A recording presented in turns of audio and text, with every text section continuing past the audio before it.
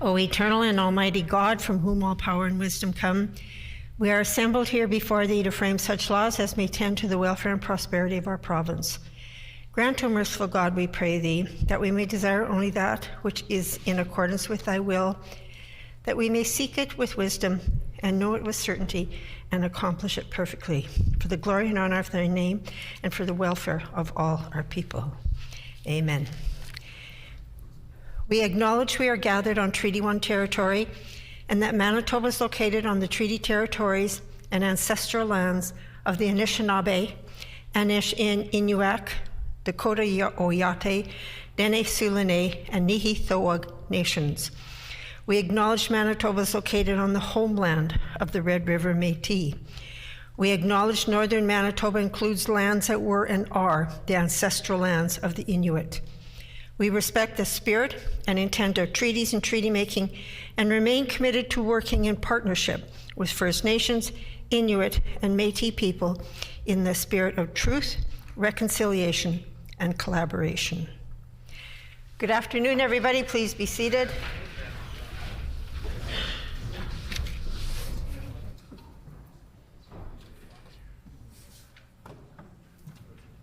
Routine proceedings, introduction of bills. The Honourable Member for Union Station. Thank you, Madam Speaker. I move, seconded by the MLA for Fort Rouge, that Bill number 226, the Universal Newborn Hearing Screening Amendment Act, be now read a first time.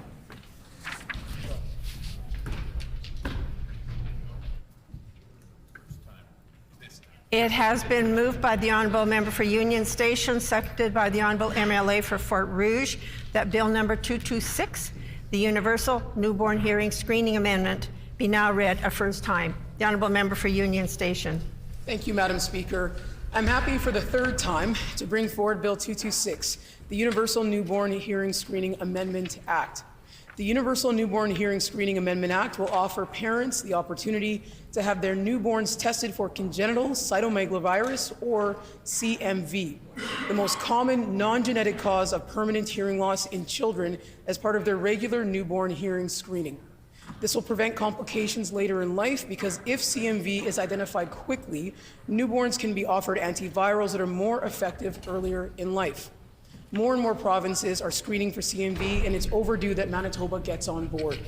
Now, while I'm disappointed that I'm having to introduce this bill, 226, for a third time, I do hope that this bill and the newborns and families who will benefit from it being passed receive the unanimous support of this entire House. Thank you, Madam Speaker.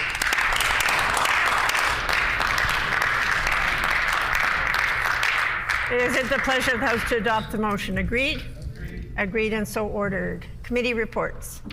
Tabling of reports. The Honourable Minister of Justice. Thank you, Madam Speaker. I table for the information of the House, on behalf of myself and the Opposition House Leader, the estimates order. Ministerial statements. Member statements. The Honourable Minister of Seniors and Long-Term Care.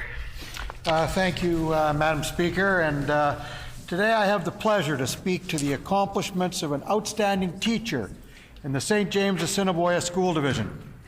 Jewel Castleman has been teaching K-5 music at Lakewood School for 17 years of her 35-year career as an educational musical professional. Jewel runs several extracurricular programs at various levels, such as the School Orpheus Club, the primary choir for grades 1 and 2, and intermediate choir for grades 3 to 5. Her choirs and ORF clubs have received many gold standings and trophies at the Winnipeg Music Festivals. Jewel was recognized by the Manitoba ORF chapter in 2014, receiving the Morna June Morrow Award for Excellence in Music Education. She was also recognized in 2019 when she received the prestigious Michael J. Proudfoot Award, which is presented to the conductor who demonstrates a passion for excellence in choral work. In 2022, Jewel was nominated for the Music Counts Teacher of the Year Award. This award was for dedication and student impact. And Madam Speaker, on Monday evening, Jewel's many years of joyful hard work was recognized at the Juno Awards in Edmonton. she was honored by winning the 2023 Music Counts Teacher of the Year Award. Madam Speaker, she is the first ever elementary educator to win this award. Madam Speaker, please join me in congratulating and celebrating the accomplishments of Jewel Castleman.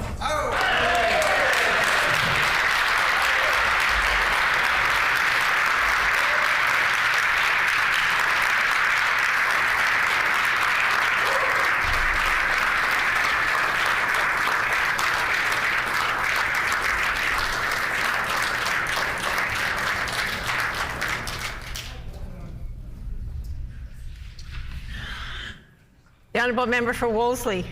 Thank you, Madam Speaker. I am so pleased to stand today to introduce this House to a talented Wolseley resident, Camille Jones-Strong. Camille is 11 years old, and he recently won the Stuart M. Thompson Trophy from the Winnipeg Music Festival for Best Vocalist in the 14 years and under category. Camille sings with the Winnipeg Boys Choir, and he plays piano.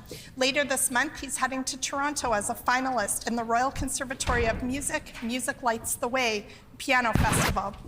A few years ago, Camille's dad, Larry Strawn, composed a song based on the 1974 poem, Hey Black Child, by Usani Eugene Perkins. It was written for Camille's brother, Jericho, to perform at the Winnipeg Music Festival, and this year, it was his younger brother's turn.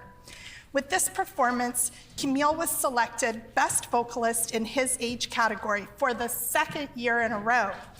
Camille not only made beautiful music, but he also shared a beautiful and important message with all those who witnessed his performance. Hey, Black child, do you know who you are, who you really are? Do you know you can be what you want to be if you try to be what you can be? Camille comes from a musical family. Dad, Larry Strawn, is an orchestral conductor as well as composer, whose pieces have been performed by the Manitoba Chamber Orchestra. Mom, Zilla Jones, also has a degree in music, but is an award-winning fiction writer who also happens to be a lawyer and an anti-racist activist. I wanted to honor Camille today for his hard work as a vocalist and pianist who's also competitive in math and soccer. Camille is clearly a talented and focused boy who, like his older brother, will grow into a well-rounded young man in a family of leaders and artistic role models in our community. I'm so glad that many of Camille's family could be here today to see him recognized in this way. Please join me in congratulating Camille Jones-Strong.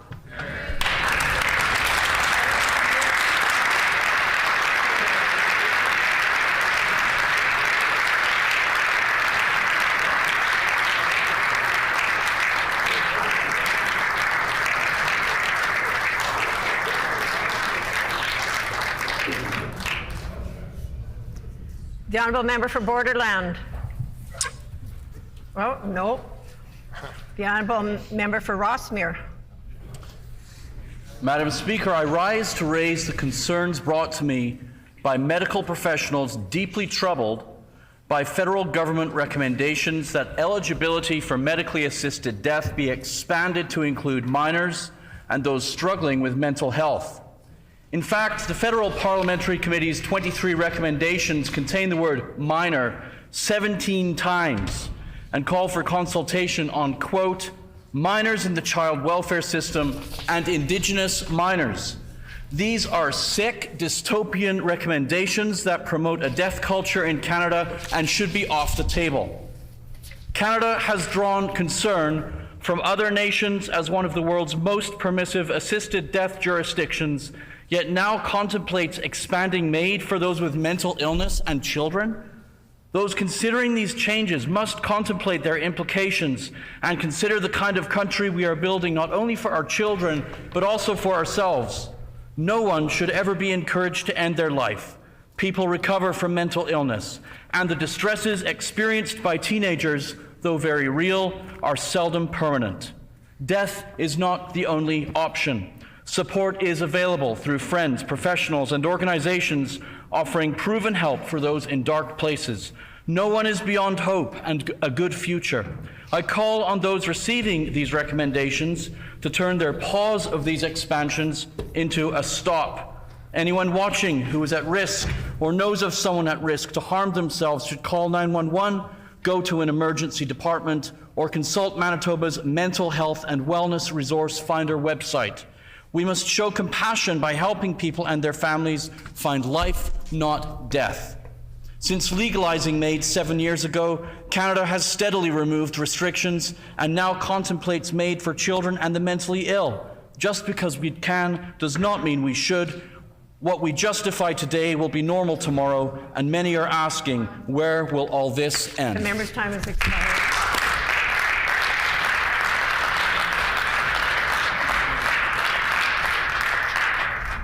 The honourable member for Burroughs. Madam Speaker, I rise in the House to recognize the incredible work of International Hope Canada, a non-profit organization in my constituency of Burroughs. IHC is a volunteer-run organization that provides non-pharmaceutical medical supplies and equipment to countries where such items are in critically short supply.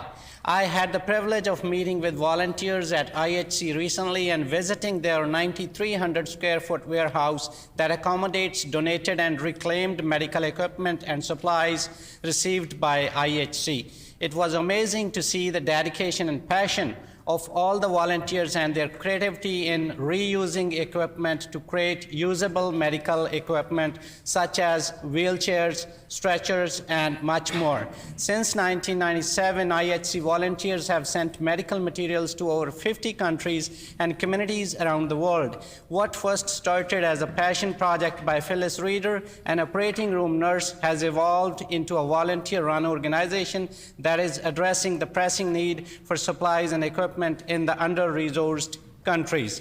Years ago, most refurbished items were hand-delivered in suitcases or shipped in crates or on pallets.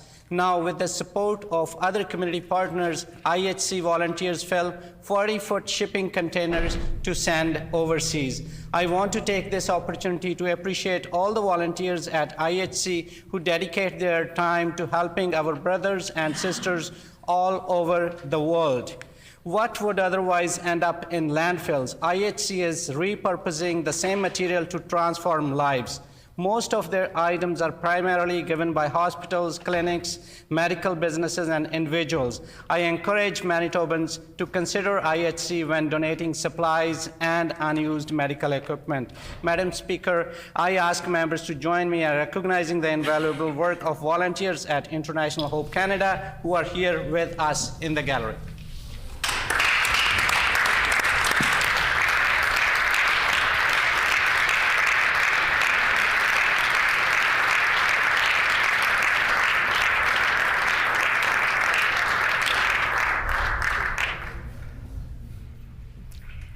The honourable member for Burroughs.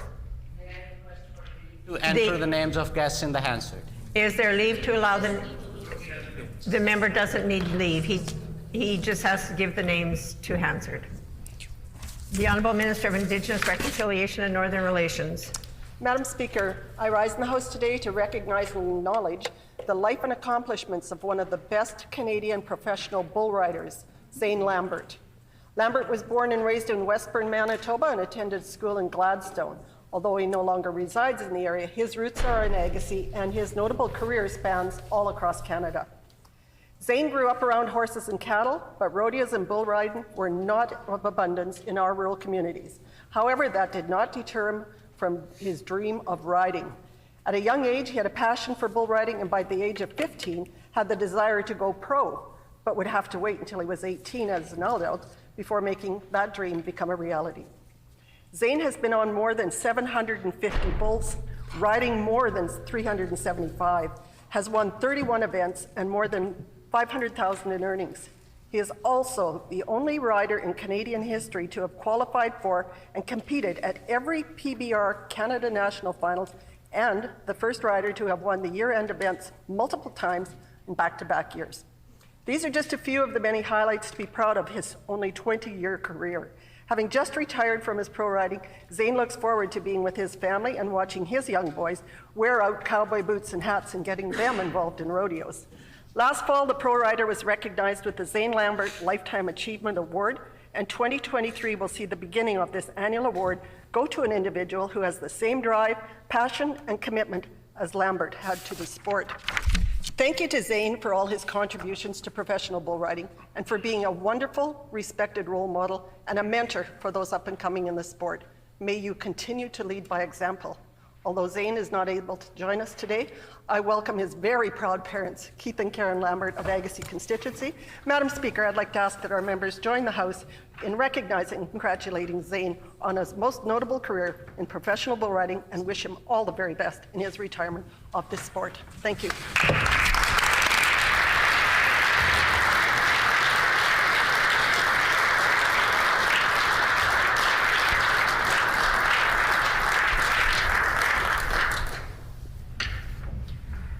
Prior to oral questions, I would like to introduce to you some guests we have in the public gallery. We have seated in the public gallery from HBNI School 22 grade 9 students, and this group is located in the constituency of the Honourable Member for Portage la Prairie. On behalf of all members here, we welcome all of you to the Manitoba Legislature.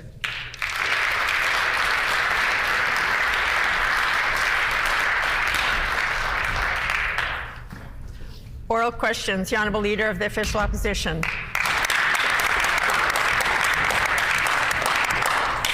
We've raised concerns about medical transportation many times with this Premier, and there have been many issues. Eleanor Beekler suffered a heart attack in February. She had to be transported to Brandon Regional Health Center, but once there, physicians decided that she needed to be sent to Winnipeg for further tests. In short, this trip was terrible. And I quote, Eleanor said, "I thought I was going to die on this trip. I didn't expect to make it to Winnipeg," end quote. This is the state of healthcare in Manitoba today. Will the Premier apologize to Eleanor for failing to give seniors in Manitoba the healthcare that they deserve?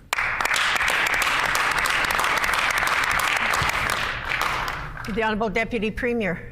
Well, thank you very much, Madam Speaker, and I appreciate the member raising this concern. We take the health and safety of seniors, in fact, all Manitobans, very seriously. That's why, in this particular budget, we're investing an additional $668 million for healthcare.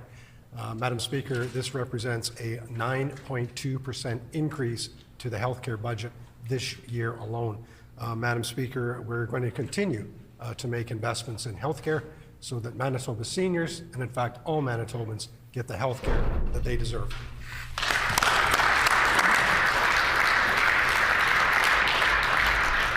The Honourable Leader of the Official Opposition on a supplementary question. Ms. Beekler deserves better. She says that she was petrified. That's a quote during this trip, and this is an issue that affects rural Manitoba and the North, everyone across the province. She told us, and I quote here, "I'm usually a behind-the-scenes kind of person, but I need people to know about this because it has crushed my faith in the health system. Something has to be done," end quote.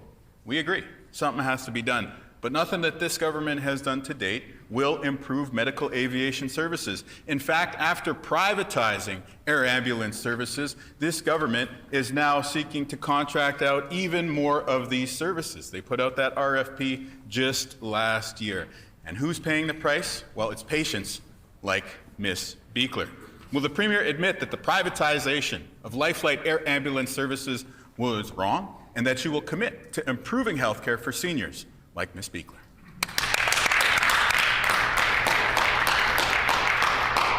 The Honourable Deputy Premier. Thank you very much, Madam Speaker, and we certainly are on a journey to heal healthcare here in Manitoba. That's why we're making record investments in healthcare. This goes into the transportation services as well, whether this be by ground ambulance or air ambulance. Certainly the intent of the RFP that's been put out in terms of aviation services will ensure a timely, safe, and reliable and consistent care for patients that are using the aviation services. This, I think, RFP will also build a more modern critical care service that supports the evolving needs of Manitobans, including those in northern Manitoba.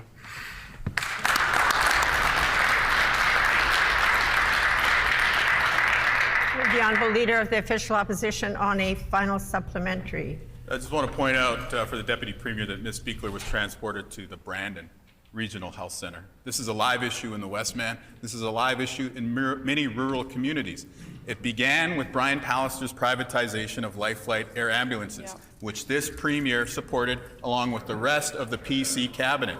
We know that this privatization has led to very poor patient outcomes. Some very high-profile cases come to mind. Now, in this instance, Eleanor Beekler is speaking out. She's a senior who shouldn't have to go and fight the provincial government just to be able to get safe transportation for the health care services that she needs. And yet, such is the case of health care today under this PC government. Will the Premier simply admit that the air ambulance privatization agenda was wrong and that this government will now reverse course?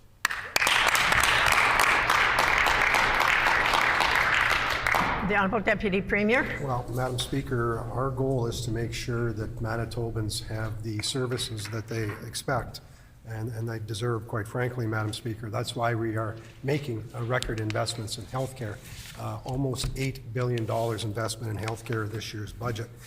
We recognize through the RFP process, again, to develop a 24 hours a day, 365 day a year service to make sure that adequate and critical and the specialty care that is needed is there and provided in for those services.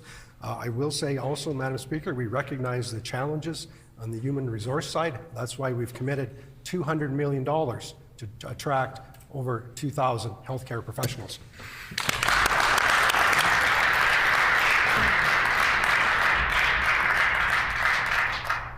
The Honourable Leader of the Official Opposition on a new question. Under this Premier, health services in the Deputy Premier's backyard are closing. You look at facilities in communities like Carberry, Glenborough, Wawanesa, Roblin, all of these facilities are experiencing closures because health professionals like lab techs, paramedics, and others in allied health have been without a contract for 5 years. No contract for these healthcare heroes. That's disrespectful, and that's one of the reasons that we're losing people from the front lines of healthcare in rural Manitoba at a time when we can least afford it. Why has the Premier disrespected allied healthcare professionals for 5 years?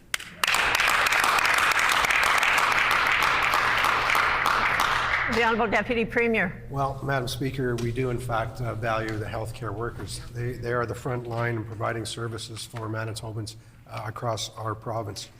We recognize, certainly we're challenged with human resource, not just in Manitoba, quite frankly. This is something we're seeing all across the country. And unfortunately, what we're finding in some of these situations, we have other provinces actually coming into Manitoba and poaching some of our doctors. That is putting extra stress on these emergency room facilities. Madam Speaker, we recognize these challenges. That's why we've committed $200 million to attract 2,000 more healthcare workers to Manitoba.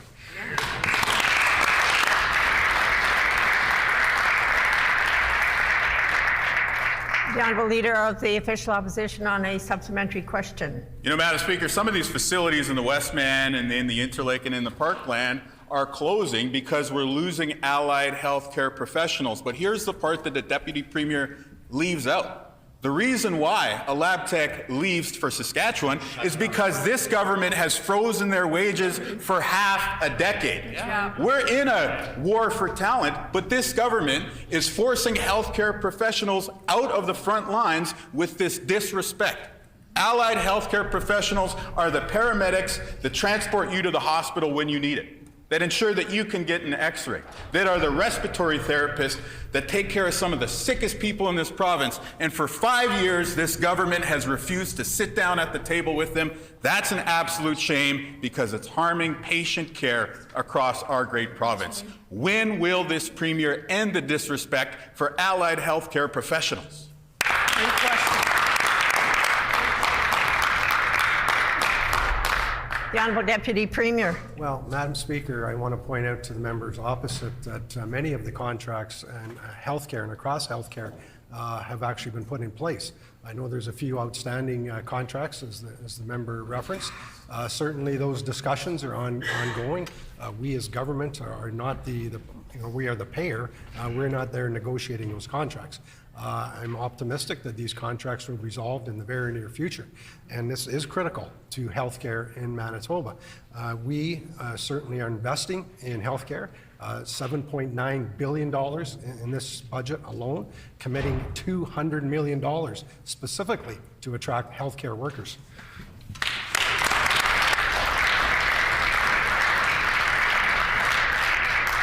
The Honourable Leader of the Official Opposition on a final supplementary.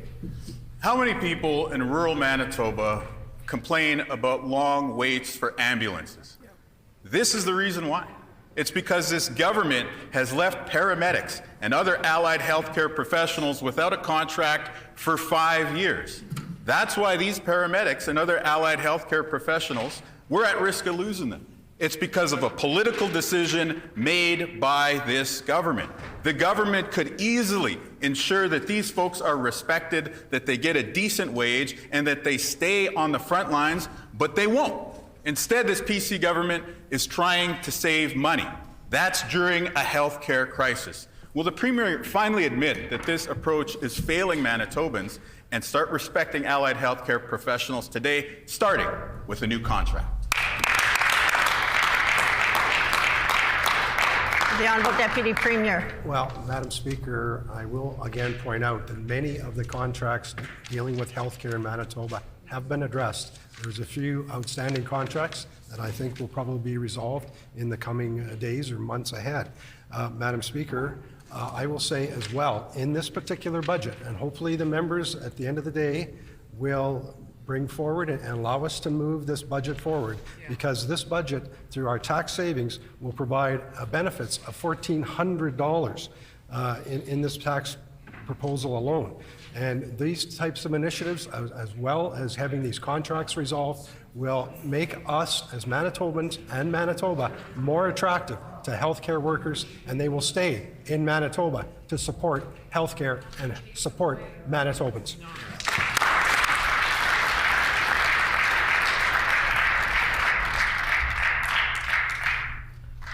The Honourable Member for Union Station. Madam Speaker, the Premier and her PC colleagues must have a real disdain for healthcare workers. The Premier, who was also Brian Pallister's failed health minister, and her PC government have kept allied healthcare professionals without a fair contract for nearly 5 years, and in some cases, almost 7 years. Madam Speaker, paramedics in rural and northern Manitoba who are already paid less than their counterparts in Winnipeg have been struggling to provide emergency care because this government's cuts to health care have increased vacancies and burnout amongst workers. Will this Premier admit that her government's wage freeze stands in the way of a real plan to recruit, train, and retain paramedics that want to work in rural Manitoba?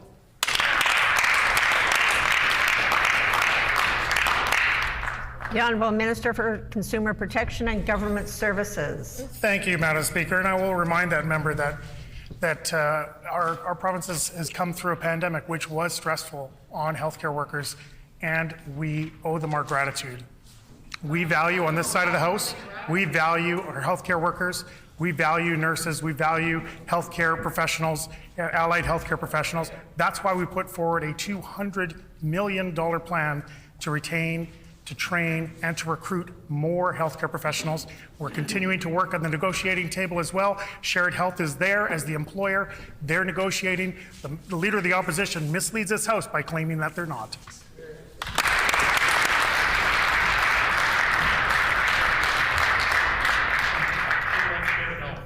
The Honourable Member for Union Station on a supplementary question. Madam Speaker, the minister could show that he and his government value these workers by not continuing to freeze their wages for the up to almost 7 years that they have for these allied healthcare professionals. It's been over 1,800 days that these professionals have gone without a contract. Manitoba's healthcare professionals are willing partners in trying to find solutions to the chaos that the PCs have created in healthcare. They will tell you they're understaffed, they will tell you they're underpaid, and they're underappreciated by this minister and this government. Red River College's advanced care paramedic paramedic program has 0 students because Shared Health, created by this government, won't even hire advanced care paramedics. How does this government expect to fill vacancies, never mind ACP seats, when they continue to mistreat healthcare workers, freeze their wages, and not provide them the deal they deserve? Good question.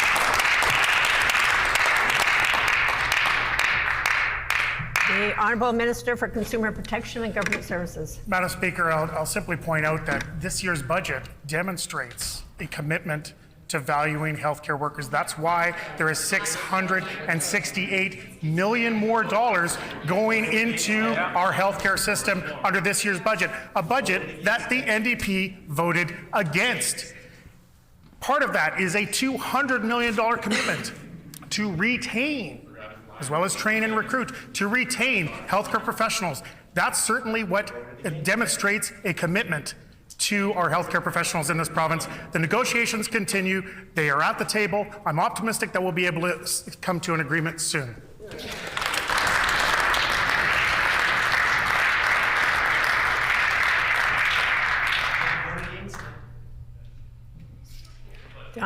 Order.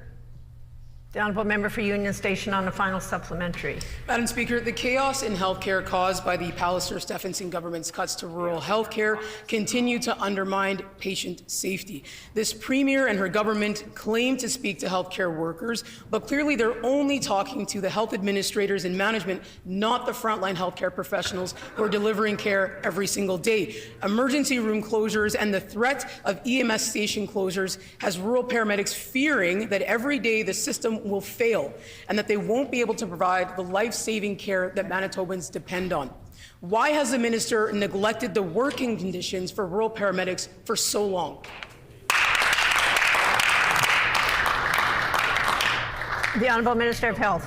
Thank you, Madam Speaker. The chaos the member for Union Station refers to is the chaos that was built under the previous NDP administration. Madam Speaker, structures that were designed to keep people out, not bring them in. We are rolling back the dark days of the NDP, Madam Speaker. And these are not my words.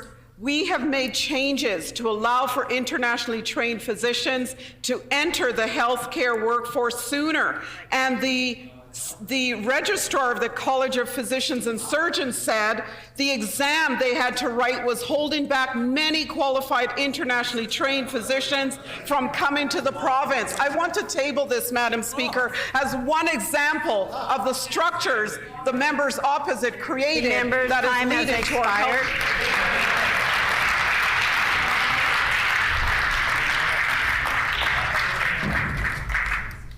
Honourable Member for St. John's. Madam Speaker. Sexual assault survivors are being turned away from the Sexual Assault Nurse Examiner program due to a lack of staff. Manitobans are being asked not to wipe themselves or to shower until they can return when staff are available. Rather than fix the SANE program's chronic staffing issues like they promised back in April of 2022, the PCs instead decided to hire a forensic manager to work remotely out of Alberta. That's not what the SANE program needs. They need people that are working directly on the front lines. Will the Premier apologize for breaking her promise to SANE nurses and sexual assault survivors?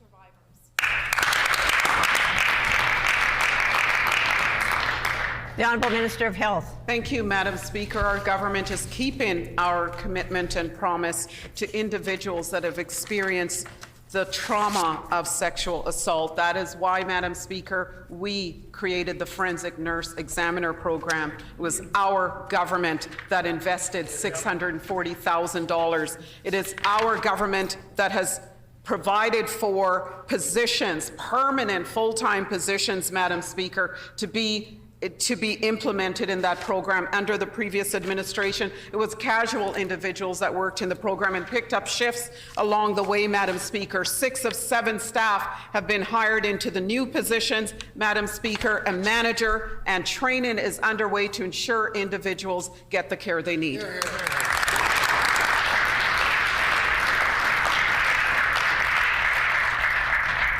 The Honourable Member for St. John's on a supplementary question. The Health Minister promised to fix the SANE program staffing issues back in April of 2022. and yet she's failed to do anything in what is another shameful display of complete incompetence. Over the last month, nearly 10 sexual assault survivors were turned away and told that they could wait in the ER for hours on end due to a lack of sane program staff. One of those survivors was a little girl, Madam Speaker. A sane nurse said she does not know if this little girl ended up getting the help that she needed. Will the Premier apologize for failing sexual assault survivors, including children?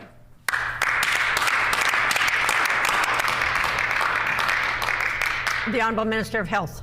Thank you, Madam Speaker. I want to reiterate that 6 of the 7 staff we committed to investing in for this program have been hired, Madam Speaker. Shared Health is working to improve the reliable access to this vital service, Madam Speaker. So dedicated staff are being trained, and I want to thank all the nurses and individuals who are currently working in that program. We on this side of the House respect you. We value and appreciate the good work that you're doing, and we are making investments to ensure the program has all the supports that is needed to provide this vital service.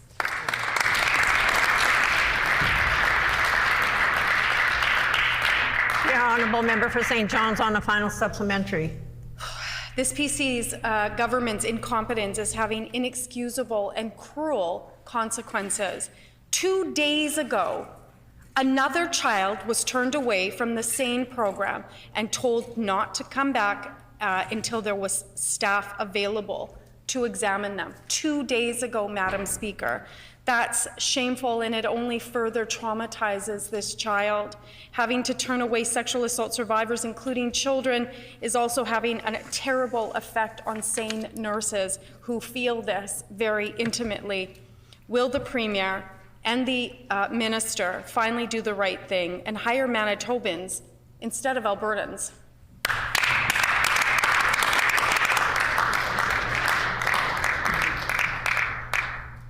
The Honourable Minister of Health. Madam Speaker, earlier this week, one of the members opposite was thanking our government for beefing up staffing in his northern community. Today, Madam Speaker, the member for St. John's is not pleased that we have hired 6 of 7 staff to support this very important program, Madam Speaker. Order. We will continue to make record investments in the program, something the members opposite never did, and to support all the nurses and individuals who are working so hard and so dedicated in that program. We on this side of the House thank you for your commitment.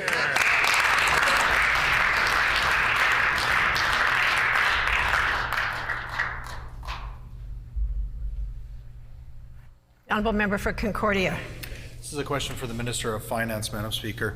An RCMP investigation codenamed Project Dog Pound has resulted in the arrest of 21 people and a seizure of $2.5 million in drugs and firearms. One of those people is a Manitoba Finance Department employee who was found to have been bribing police officers and leaking police intelligence. Understandably, Manitobans want more info and to know how something like this has happened. So the question is, can the Minister tell the House when he was made aware that one of his employees was being investigated by the RCMP?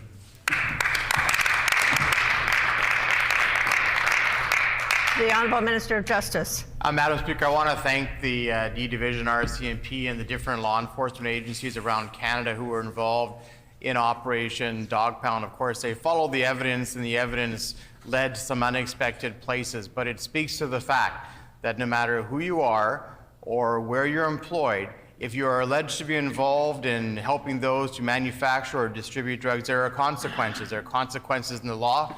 Charges were laid, and we'll let the court process work its way through, Madam Speaker.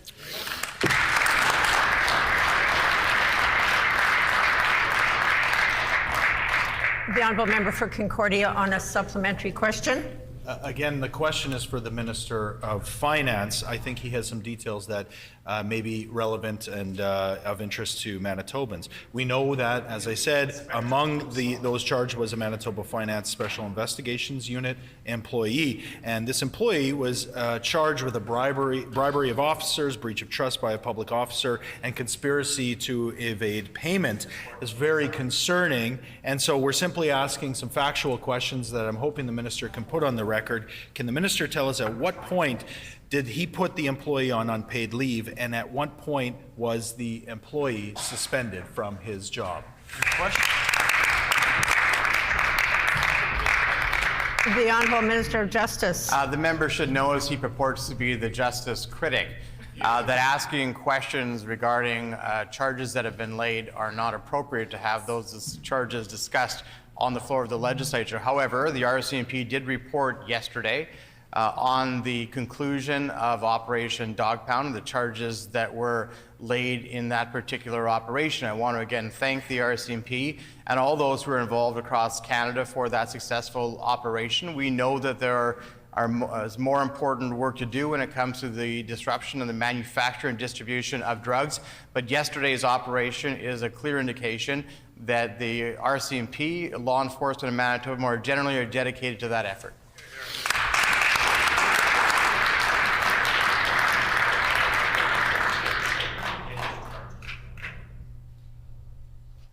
The Honourable Order.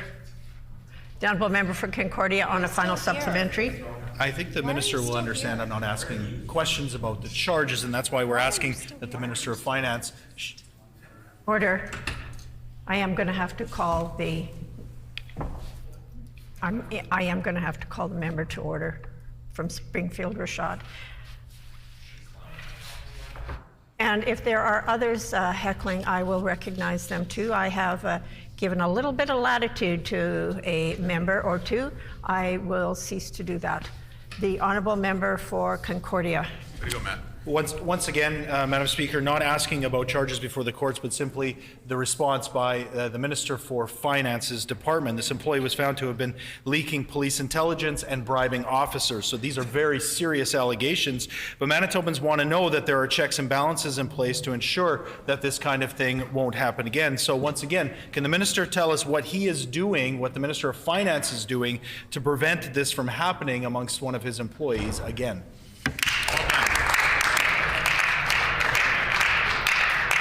The Honourable Minister of Justice. The Department of Finance will no doubt be taking the appropriate measures to look at the circumstances around this situation, but it is inappropriate to speak in great details about the circumstances of this case where there are charges that have already been laid, Madam Speaker. But I would again reiterate my thanks and congratulations to the women and men of the RCMP and other law enforcement who are involved in this operation each and every day. While we see the end result of that operation by the seizure of drugs and the seizure of illegal weapons, they are putting themselves at risk in those operations. We don't always see that risk and that danger, but we know that they're doing it every day, and we appreciate it, Madam Speaker.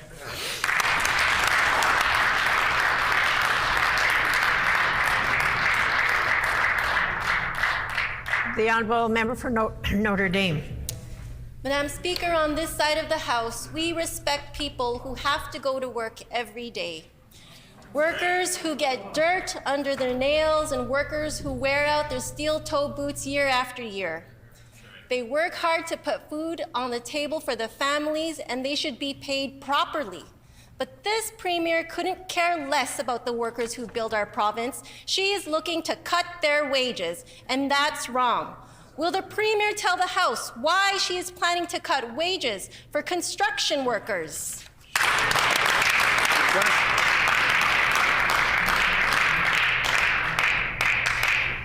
The Honourable Minister for Consumer Protection and Government Services. Madam Speaker, I honestly don't really know what the member's insinuating or trying to suggest. Perhaps she's misinformed. Perhaps she can lend some clarity in the follow-up question. That would certainly help. Our government is committed to to enhancing affordability for workers across this province. That's why our budget includes massive tax cuts to give Manitobans, and especially low-income Manitobans, a significant reduction in their income tax, which will result in a significant increase in their take-home pay.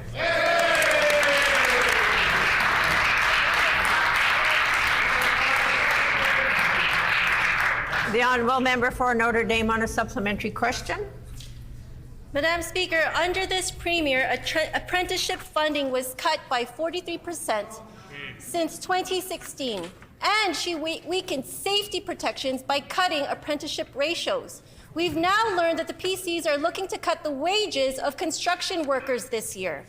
The cost of gas and groceries keep going up, and now the PCs are trying to cut the wages of the people who build our province. Shame. That's wrong. Will this Premier stop her plans to cut construction workers' wages today?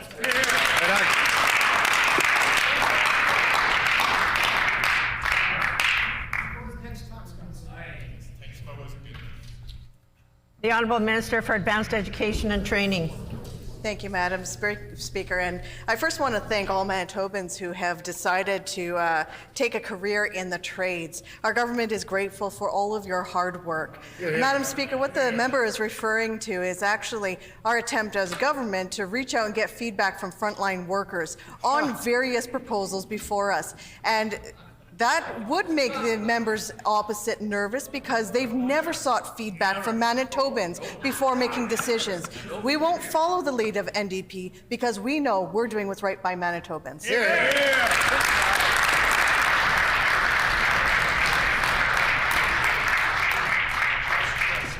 The honourable member for Notre Dame on a final supplementary. Madam Speaker, Manitobans know that this Premier and her PC colleagues don't have their backs. While everyday Manitobans struggle with increasing bills, they are trying to cut the wages of construction workers. And it's just like this Premier to be so out of touch with working people and with what regular people have to go through. We need a clear commitment. Will the Premier back off her plans to cut construction workers' wages, yes or no?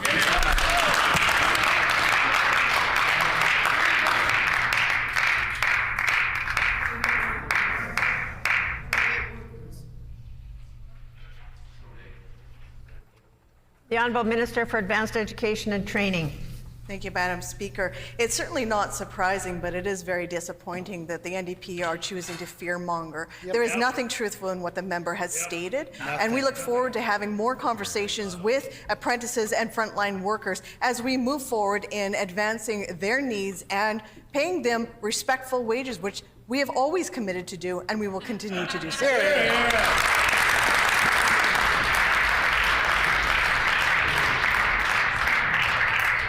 The honourable member for St. Boniface.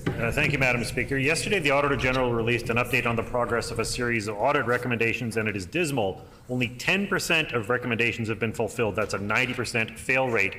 On the management of foster homes, of 112 recommendations, there are 89 outstanding. The AG found that caregivers weren't getting enough to actually support children, and that basic safety checks weren't being done in foster homes and elsewhere. That hasn't changed. Why not?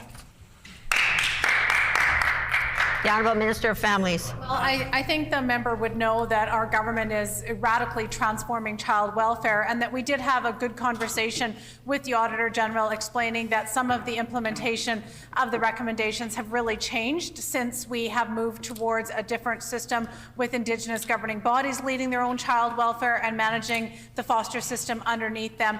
And then in this year's budget, we also did increase the money for authorities through their funding agreement, and that is something that so far this member has not supported. And if he's really concerned about the implementation of all those recommendations, including better governance for foster families, he should support our budget. Yes, support the honourable member for St. Boniface on a supplementary question.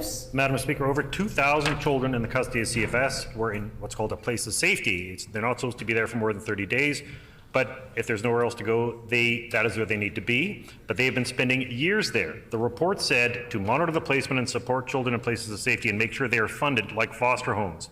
That has not happened. The Premier is Families Minister after this report, and not one of 28 recommendations resolved on her watch. Why isn't the care and safety of children in CFS a top priority? The Honourable Minister of Families.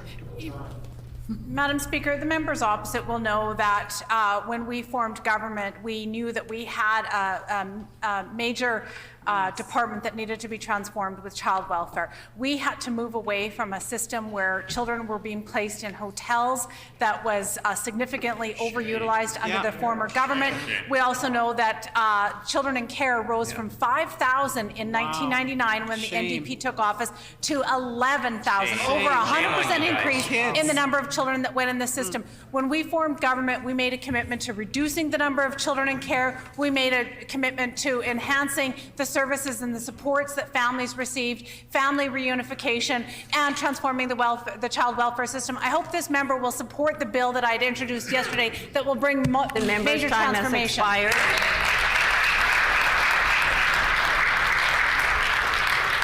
The Honourable Member for River Heights. Madam Speaker, in 2.5 years or more, the government has failed to implement recommendations from the Auditor General. Vital statistics, 84% of recommendations not done, including information security. Quarry rehabilitation, 100% not done, including on proper tendering services. Drinking water, 2/3 not done, including the disturbing incompletion of testing and reporting for lead in schools and daycares. Post-secondary education institutions, 100% not done, including making timely board appointments. Why has the government been so poor at basic management so that so much has not been properly attended to in a timely basis? The Honourable Minister for Consumer Protection and Government Services. Thank you, Madam Speaker. Certainly, we sincerely appreciate the Office of the Auditor General and the work that they do there. We support them in their work, and we appreciate the recommendations that they take so much time to make. And it's the position of our government that we will endeavour to follow those recommendations. I will just remind the member, though, that, and even the Auditor General acknowledges as well, we've just come through a pandemic. Government's focus was on getting this province safely through that pandemic and launching the recovery of our province economically. That's where our focus was, that's where it should have been, and that's where it continues to be, but we will take a look at all those recommendations and implement them. Thank you.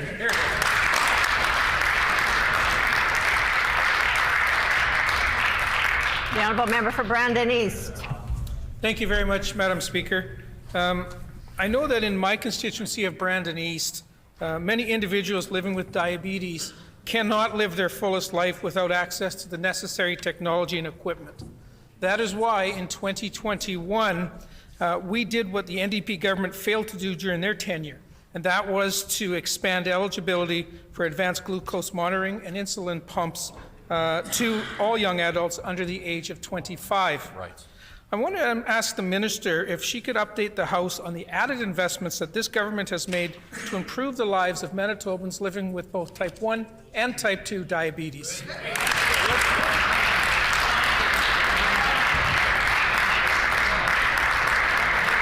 The Honourable Minister of Health. Thank you for the question. Madam Speaker, our government recognizes that diabetes is a challenging disease to manage at any age, and that insulin pumps and advanced glucose monitors are critical in making life easier for those living with diabetes. For the first time in Manitoba's history, and as part of Budget 2023, our government is expanding coverage for advanced glucose monitors and insulin pumps to all eligible Manitobans living with type 1 and type 2 diabetes. Madam Speaker, Manitoba now has the strongest program in Canada and is proud to be a leader in our country in providing diabetes supplies and coverage.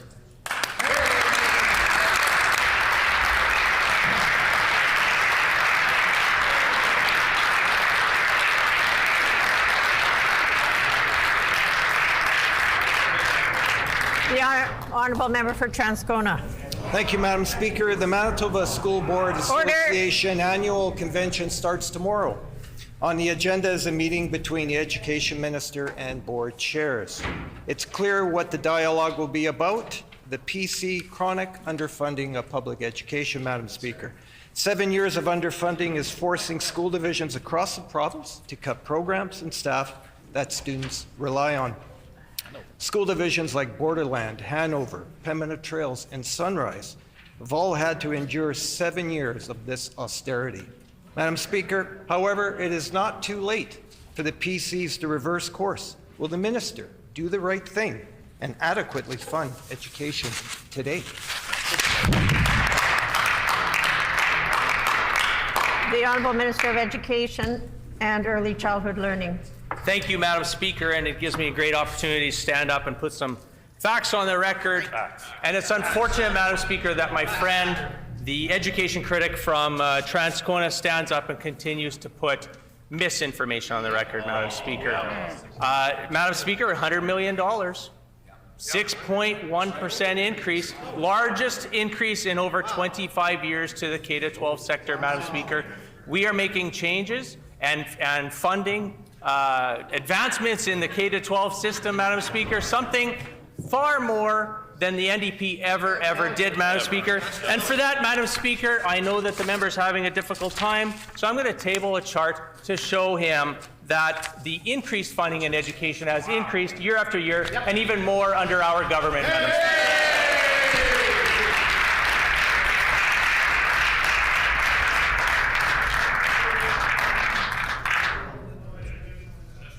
Order. The Honourable Member for Transcona on a supplementary question. Madam Speaker. That the minister doesn't understand the impact of something called the cumulative effect. It's a cumulative effect of 7 years of PC austerity that is forcing school divisions right now to make impossible decisions. Which programs to cut, which families to not support, and what school divisions need to do next. This is what's happening, Madam Speaker, and he refuses to acknowledge it. And here's the problem. He has to meet with the Manitoba school boards tomorrow. What message is he going to bring to them, and will they finally fully fund public education?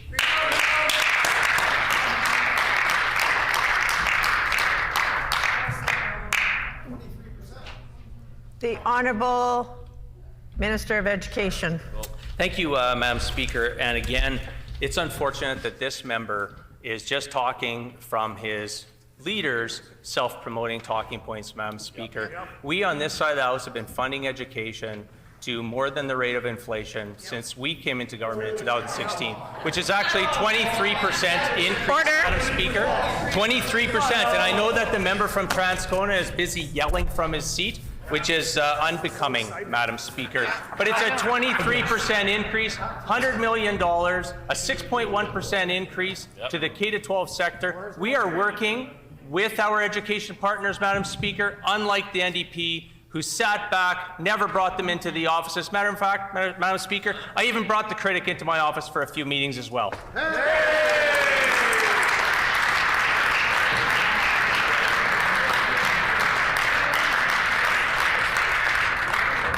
Time for oral questions has expired. Petitions. The Honourable Member for Union Station. Thank you, Madam Speaker. I wish to present the following petition to the Legislative Assembly. To the Legislative Assembly of Manitoba, the background of this petition is as follows. 1.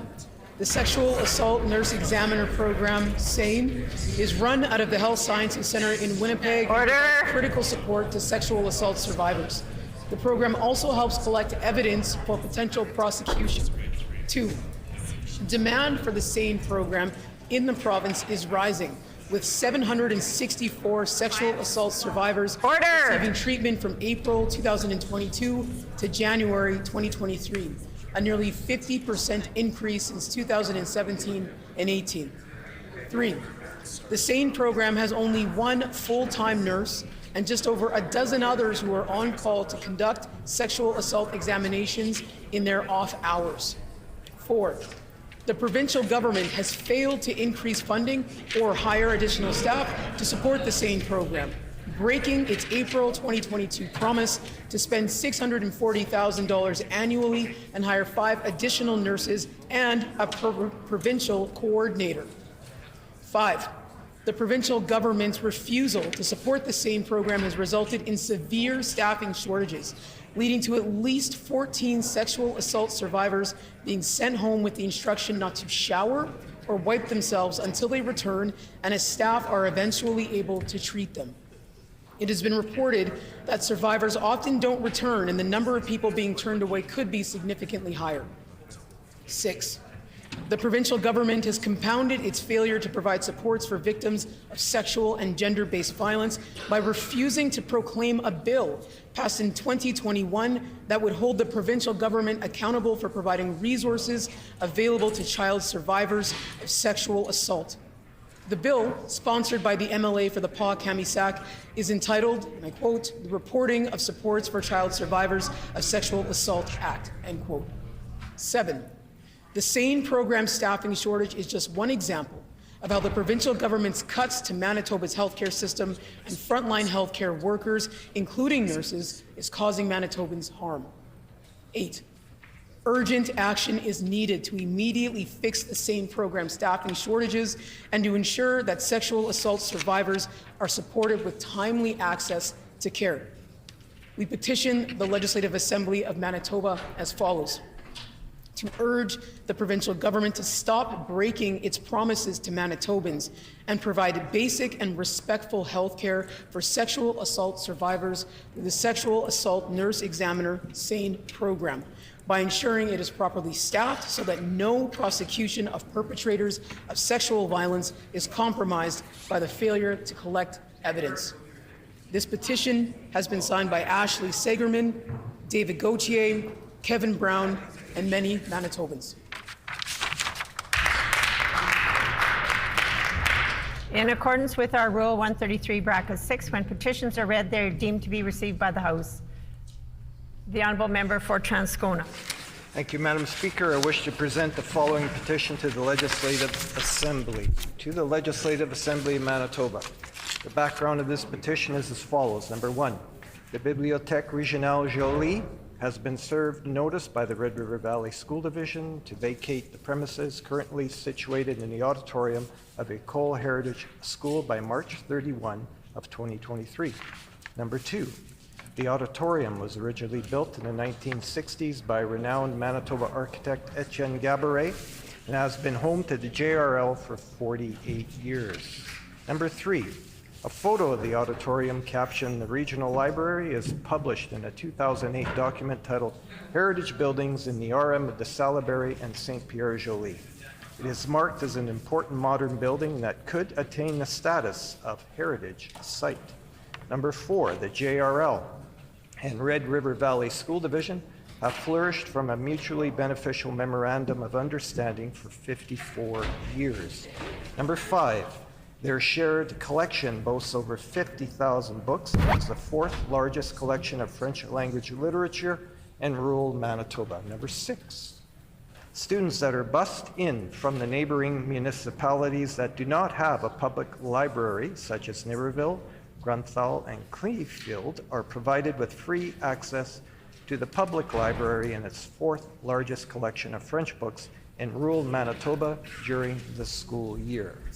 We petition the Legislative Assembly of Manitoba as follows. Number 1, to request the Minister of Labour, Consumer Protection and Government Services to consider granting the auditorium to the JRL by March 1 of 2023. Number 2, to request the Minister of Education to recognize the value that JRL provides to the student population of École Heritage School, as well as the communities of the St. Pierre-Jolie and RM of Salaberry. Number 3, to request the Minister of Education and the Minister of Francophone Affairs to recognize that a memorandum of understanding between the Red River Valley School Division and the JRL is mutually, financially, culturally beneficial. Number 4, to request the Minister of Sport, Culture and Heritage to recognize the heritage potential of this important building and its status in the community. And number 5, to request the Minister of Sport, Culture and Heritage to prevent any renovations to the auditorium that would destroy and devalue the architectural integrity of this building. This petition is signed by Kelly Tone, Gayleen Kletke, Stefan Tone, and many more Manitobans.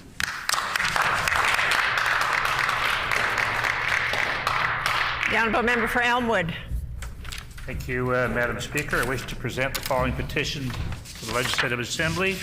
The background to this petition is as follows. Number 1, Manitoba consumers believe products should last longer, be repaired when broken, and that planned obsolescence has environmental consequences that threaten a sustainable future.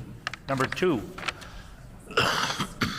in 2021, the European Union set minimum design requirements for many electronic devices with new right to repair legislation. Number 3, the Biden administration in the U.S. has formally backed the right to repair movement in January 2022 following the European Union lead. Number 4, right to repair enables consumers access to the resources needed to fix and modify their products, appliances including cell phones, washing machines, and refrigerators. Number 5, right to repair also allows consumers and electronic repairers, businesses, access to the most recent versions of repair manuals, replacement parts, software, and other tools that the manufacturer uses for diagnosing, maintaining, or repairing its branded electronic products. Number 6, right to repair further allows consumers to reset an electronic security function of a branded electronic product if the function is disabled during diagnosis, maintenance, or repair. Number 7, in addition, right to repair ensures manufacturers replace electronic products at no cost or refund the amount paid by the consumer to purchase the electronic product where they refuse or are unable to provide manuals or replacement costs. We petition the Legislative Assembly of Manitoba as follows: to urge the provincial government to adopt right to repair legislation requiring manufacturers of electronic devices and appliances, including washing machines and fridges and farm machinery, to make information, parts, and tools necessary for repairs available to consumers and independent repair shops. And this petition is signed by many, many Manitobans. The Honourable Member for Thompson. Madam Speaker, I wish to present the following petition to the Legislative Assembly. To the Legislative Assembly of Manitoba, the background of this petition is as follows. 1, the population of those aged 55 plus has grown to approximately 2,500 in the city of Thompson. 2, a large percentage of people in this age group require necessary medical foot care and treatment. 3, a large percentage of those who are elderly and or diabetic are also living on low incomes. 4, the Northern Regional Health Authority, NRHA, previously provided essential medical foot care services to seniors and those living with diabetes until 2019, then subsequently cut the program after 2 nurses filling those positions retired. 5, the number of seniors and those with diabetes has only continued to grow in Thompson and the surrounding area. 6, there is no adequate medical care available in the city and the region, whereas the city of Winnipeg has 14 medical foot care centers. 7, the implications and inadequate or lack of podiatric care can lead to amputations. 8, the city of Thompson also serves as a regional health care service provider, and the need for foot care extends beyond just those served in the capital city of the province. We petition the Legislative Assembly of Manitoba as follows: to urge the provincial government to provide the services of 2 nurses to restore the essential medical foot care treatment to the city of Thompson effective April 1st, 2022. This petition has been signed by Jordan Morris, Lenny Kwaskipow, and Tiffany Ross. Thank you, Madam Speaker.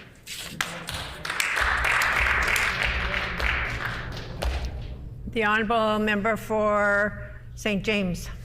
Thank you, Madam Speaker. I wish to present the following petition to the Legislative Assembly. The background to this petition is as follows. 1, according to Census 2021, Punjabi is the 4th most spoken language in Canada, and there are 33,315 people in Manitoba whose native language is Punjabi. 2, thousands of Punjabi newcomers are coming to Manitoba as students and as immigrants looking to call this province home. People of Punjabi origin contribute a great deal to the social and economic development of Canada and Manitoba in fields such as education, science, health, business, and politics. 3, in coming to Manitoba, Punjabi newcomers make sacrifices, including distance from their cultural roots and language. Many Punjabi parents and families want their children to retain their language and keep a continued cultural appreciation. 4, Manitoba has many good bilingual programs and public schools for children and teens available in other languages, including French, Ukrainian, Ojibwe, Filipino, Cree, Hebrew, and Spanish. Punjabi bilingual programs for children and teens, as well as Punjabi language instruction at a college and university level, could similarly teach and maintain Punjabi language and culture. 5, Punjabi bilingual instruction will help cross-cultural friendships, relationships, and marriages and prepare young people to be multilingual professionals. We petition the Legislative Assembly of Manitoba as follows. To urge the provincial government to take steps to implement Punjabi bilingual programs in public schools similar to existing bilingual programs and take steps to implement Punjabi language instruction in other levels of education in Manitoba. This petition has been signed by Harjin Singh, Hardyal Singh, and Gurtej Singh. Thank you.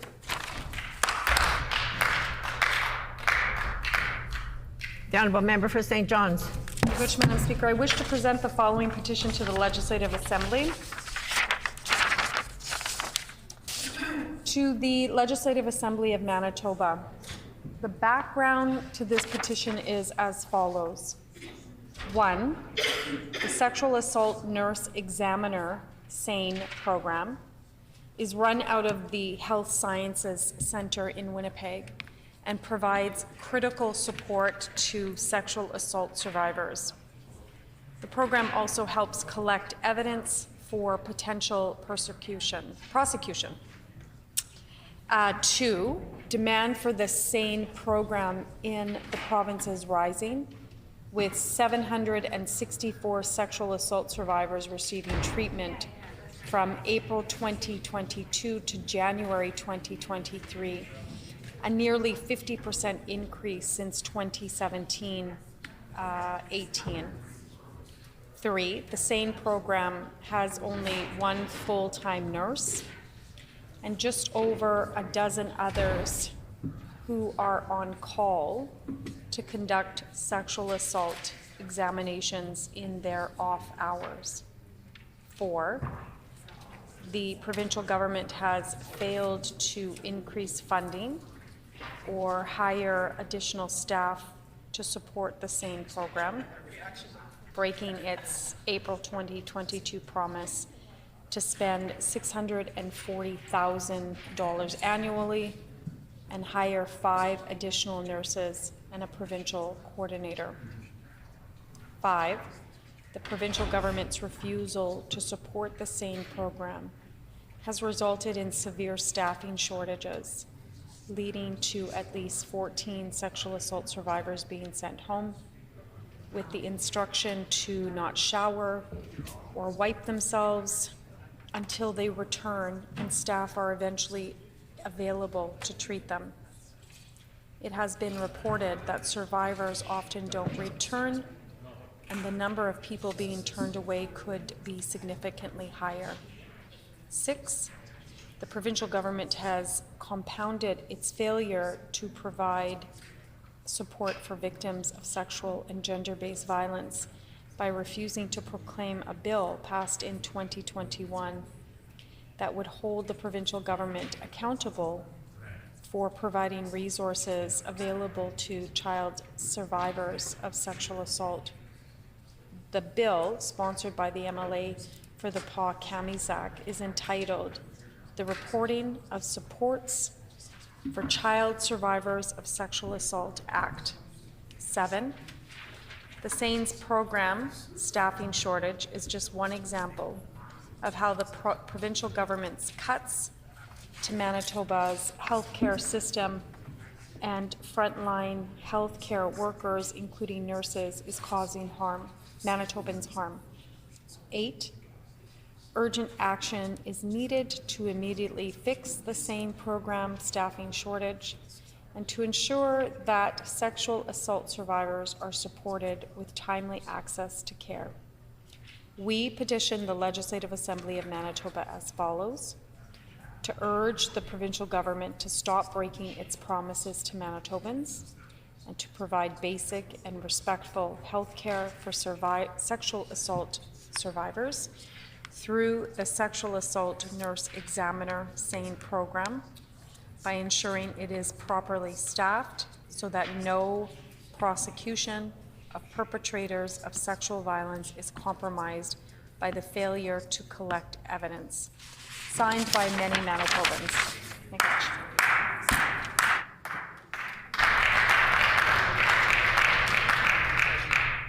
The Honourable Member for Notre Dame.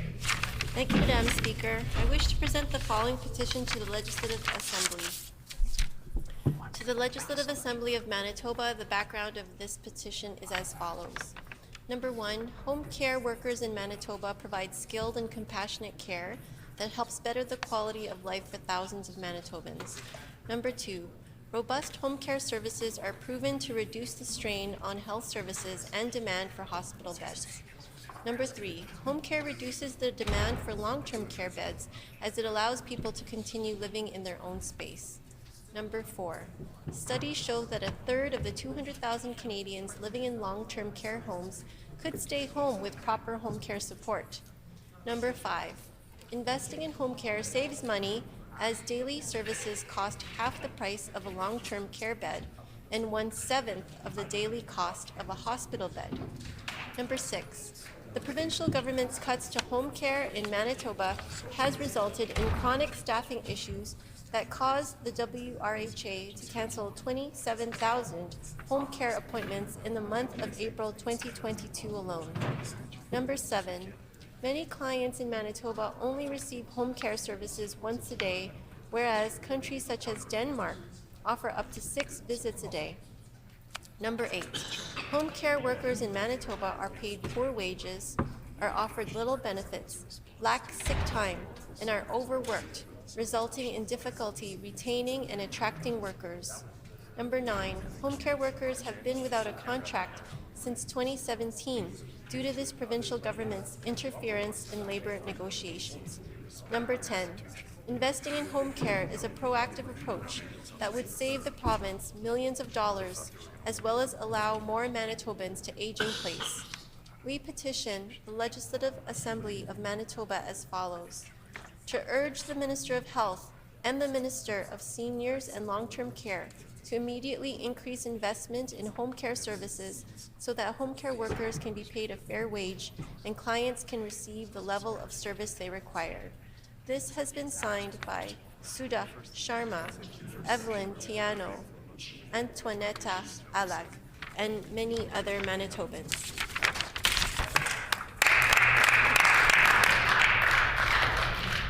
The Honourable Member for St. Vital. Thank you, Madam Speaker. I wish to present the following petition to the Legislative Assembly. To the Legislative Assembly of Manitoba. The background for this petition is as follows. 1, health care is a basic human right and a fundamental part of responsible public health. Many people in Manitoba are not covered by provincial health care. Migrant workers with work permits of less than 1 year, international students, and those undocumented residents who have lost their status for a variety of reasons. 2, racialized people and communities are disproportionately affected by the pandemic, mainly due to the social and economic conditions which leave them vulnerable while performing essential work in a variety of industries in Manitoba. 3, without adequate health care coverage. If they are ill, many of the uninsured will avoid seeking health care due to fear of being charged for the care, and some will fear possible detention and deportation if their immigration status is reported to the authorities. 4. According to the United Nations Human Rights Committee, denying essential health care to undocumented, irregular migrants is a violation of their rights. 5. Jurisdictions across Canada and the world have adopted access without fear policies to prevent sharing personal health information or immigration status with immigration authorities, and to give uninsured residents the confidence to access health care. 6. The pandemic has clearly identified the need for everyone in Manitoba to have access to health care to protect the health and safety of all who live in the province. We petition the Legislative Assembly of Manitoba as follows. 1. To urge the provincial government to immediately provide comprehensive and free health care coverage to all residents of Manitoba regardless of immigration status, including refugee claimants, migrant workers, international students, dependent children of temporary residents, and undocumented residents. 2. To urge the Minister of Health and Seniors Care to undertake a multilingual communication campaign to provide information on expanded coverage to all affected residents. 3. To urge the Minister of Health and Seniors Care to inform all healthcare institutions and providers of expanded coverage for those without health insurance, the details on how necessary policy and protocol changes will be implemented. 4. To urge the Minister of Health and Seniors Care to create and enforce strict confidentiality policies and provide staff with training to protect the safety of residents with precarious immigration status and ensure that they can access health care without jeopardizing their ability to remain in Canada. This petition has been signed by many Manitobans.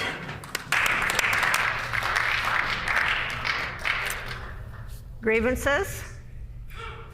Orders of the day, government business. The Honourable Government House Leader. Thank you very much, Madam Speaker. Could you please call for second reading debate, Bill number 14, the Budget Implementation Tax Statute Amendment Act 2023.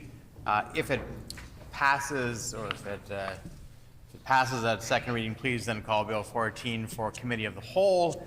If Committee of the Whole is complete, could you please call Bill 14 for third reading? It has been announced that the House will consider second reading of Bill 14 this afternoon, and if it passes second reading, it is indicated that we will move to Committee of the Whole, and if that passes, we will be calling concurrence and third reading. So I will now call second reading of Bill 14, the Budget Implementation and Tax Statutes Amendment Act 2023. The Honourable Minister of Finance.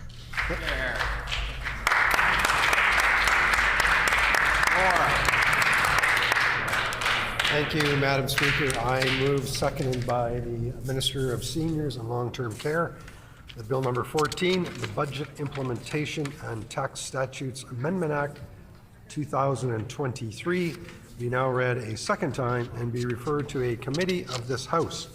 Your Honor, the Lieutenant Governor has been advised of the bill, and I table the message.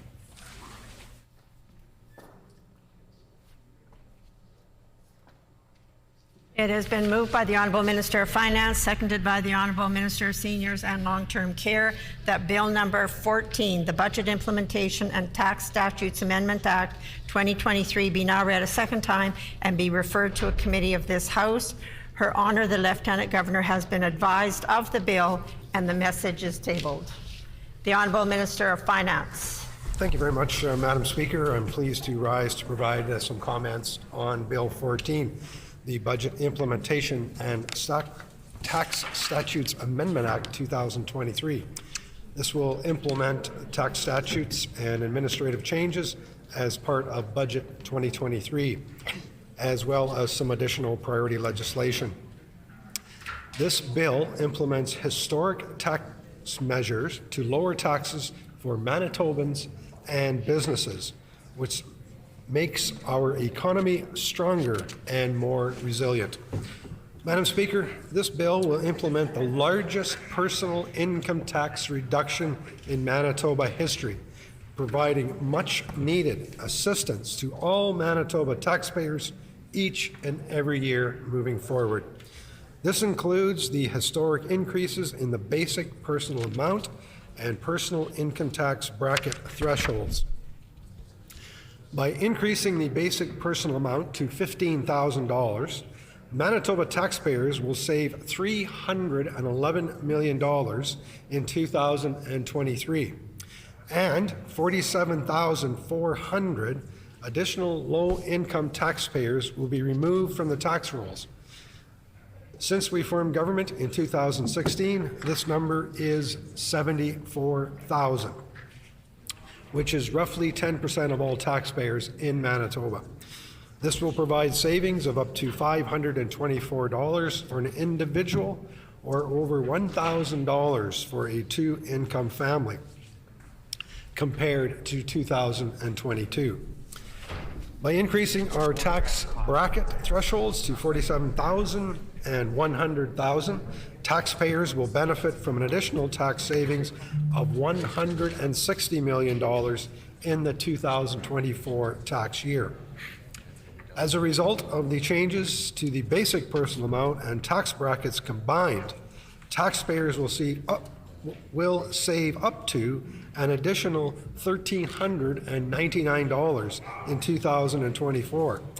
For a taxpayer with an income of $30,000, the changes included in this bill will reduce the amount of Manitoba income tax they owe by 23% next year. These changes also make a significant improvement in the competitiveness of our personal income tax system compared to other provinces. Our basic personal amount, for example, will go from among the lowest in the country to fourth highest, and will match the federal amount, meaning Manitobans will not pay a cent of income tax on the first $15,000 they earn. Regarding the carbon tax relief tax credit provisions contained in the bill, these provisions will treat payments currently being made to Manitobans under the Carbon Tax Relief Fund announced in January as a refundable tax credit under our Income Tax Act. This will ensure the payments are not taxable income and do not impact recipients' eligibility for other provincial or federal income tested benefits. I am pleased to announce that of the nearly 700,000 checks totaling $200 million, today more than half of the checks have been mailed, and we are on track to have completed mailing checks to all eligible Manitobans before the end of March.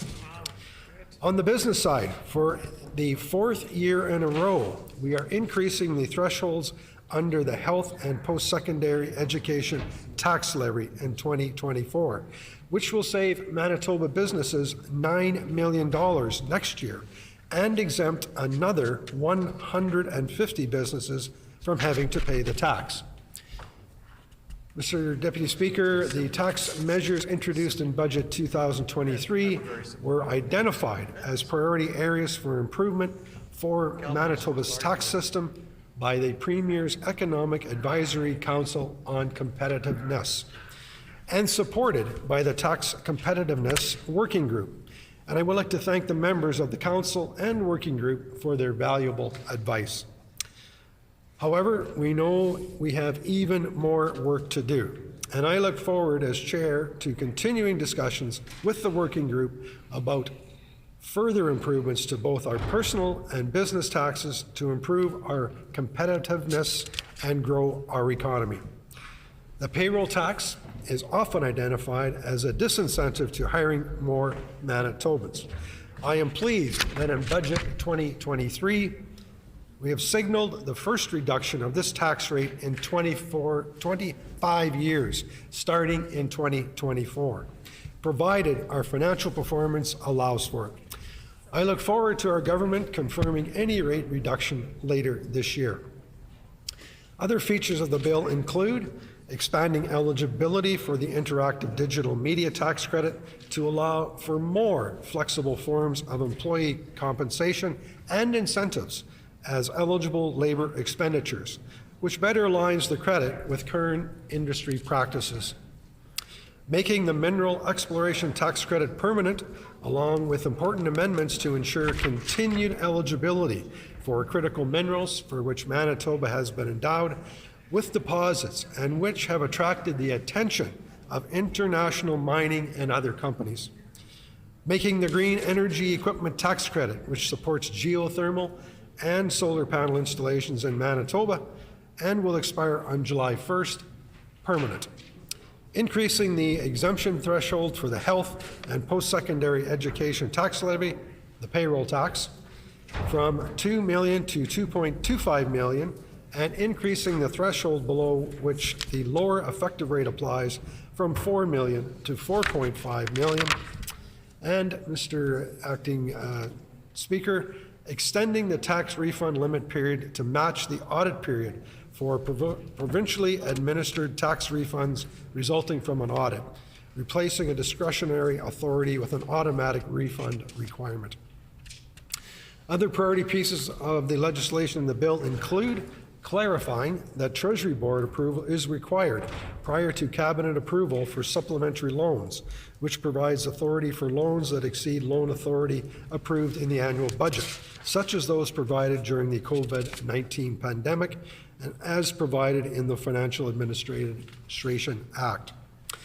Setting out the legal framework for services to be shared between departments in a non-financial context, such as staff in one department providing services to more than one department and reporting to more than one minister.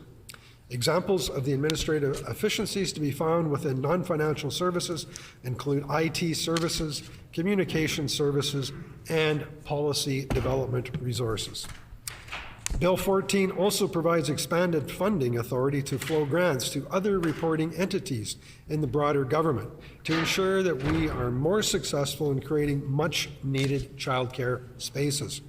Manitoba has entered into a bilateral agreement with Canada to expand the early learning and childcare sector by 23,000 spaces by 2026. In order to achieve this commitment, Manitoba is expanding its capital program to include Indigenous organizations, municipalities, public post-secondary institutions, and other public sector organizations, alongside the existing childcare capital partnerships with school divisions and community-based non-profit organizations. The changes in this bill show our continued commitment to helping all Manitobans with higher costs and making Manitoba a more competitive place to live and do business. Over the last 12 months, Manitoba's economy has outperformed expectations, and we are reinvesting every cent of new revenues to support people across this great province.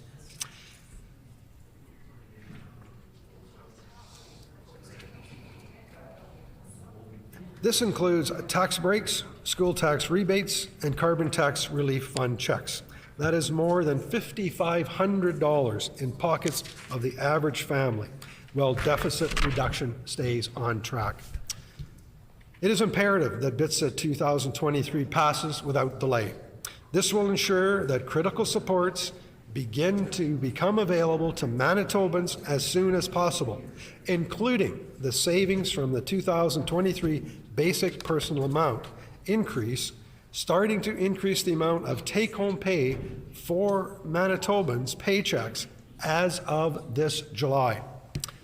Mr. Deputy Speaker, this concludes my comments on the Budget Implementation and Tax Statutes Amendment Act 2023. Thank you. A question period of up to 15 minutes will be held. Questions may be addressed to the minister by any member in the following sequence. First question by the official opposition critic or designate.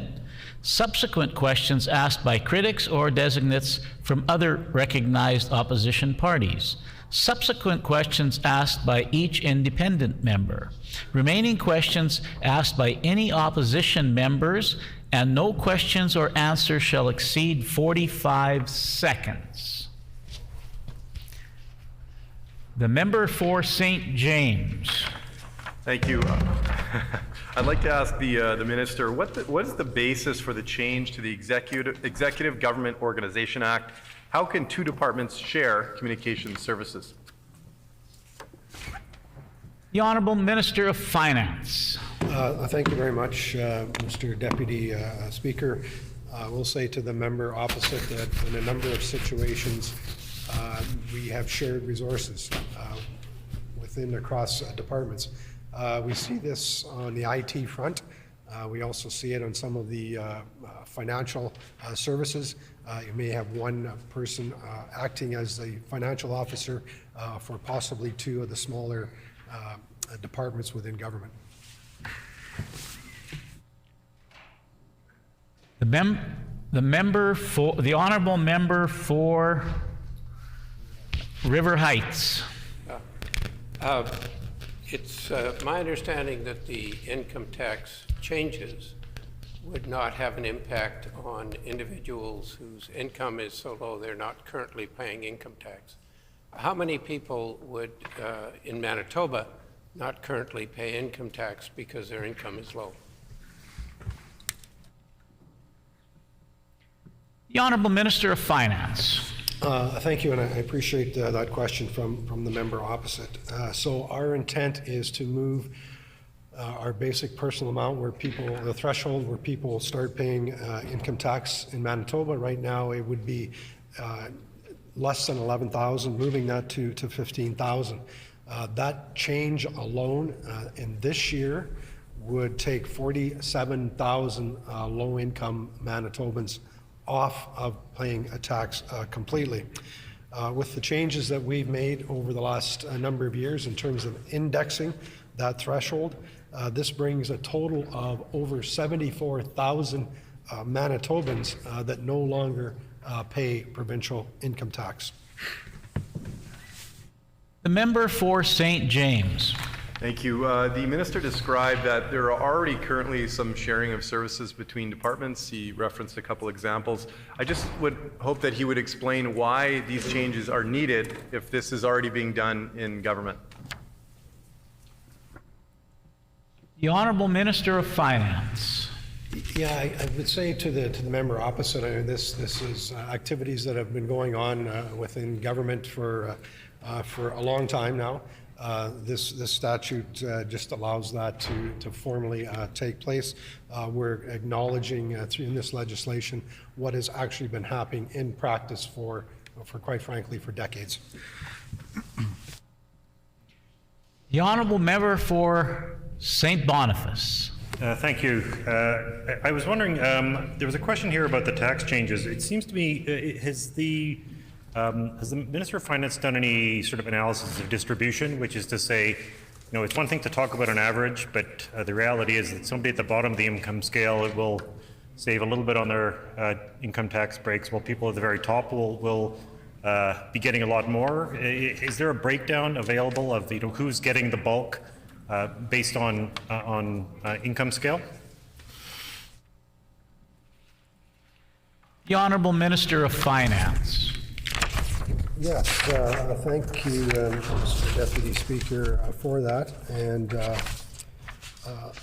we have done some analysis in terms of who benefits the most and who benefits the most on a percentage basis based on a couple of different levels of income. And I will say that the biggest proportion of savings go to those individuals that are at the lowest end of the spectrum. And I believe an income earner. The Honourable Minister's time has expired. The member for St. James. Thank you. I'd like to ask the Minister, would changes to the Executive Government Organization Act apply to government agencies like Shared Health?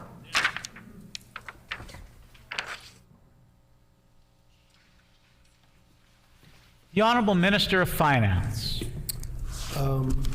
No, I'll have to take that question under advisement from the member. I will say in reference to the previous question that an income earner making $30,000 will see savings on the indexing of 23% of their income. Those making $50,000 will save 14%, or see a 14% reduction on their taxable income. Those making $100,000 will only see a net savings of 9%. So clearly, those making a lower income will have the best, largest percentage of savings on their income tax.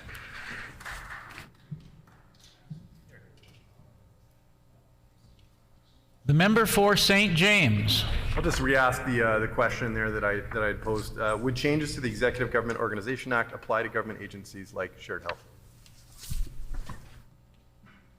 The Honourable Minister of Finance. I advise the member opposite that I will take that under advisement and we'll get that information to him. The member for St. James.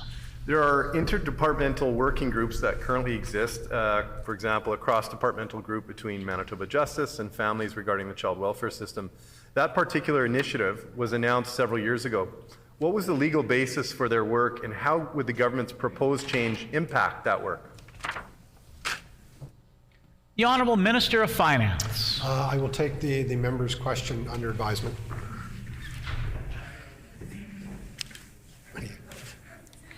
He's fishing. The member for St. James. It's a little concerning that the minister responsible for this bill doesn't have some answers to some pretty basic questions here. They keep going. Why is government requiring Treasury Board to recommend loan authority?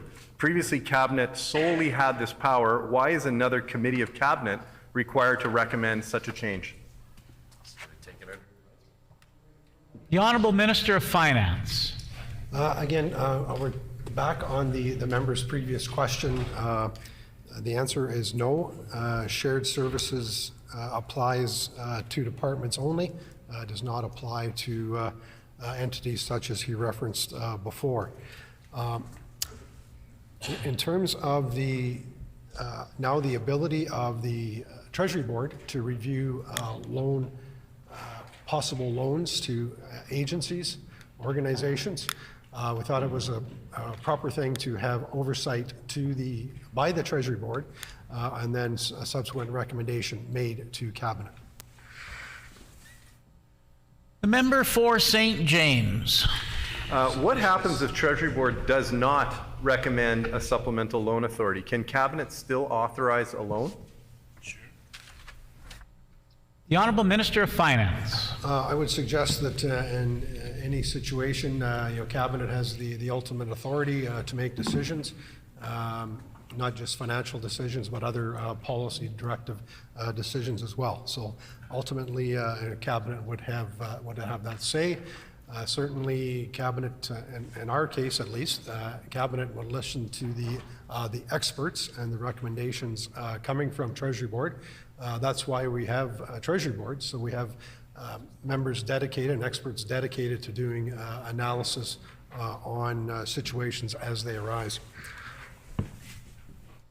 Member for St. James. Thank you. BITSA comes into force on royal assent. Does that mean all provisions in the bill come into force when this bill receives royal assent?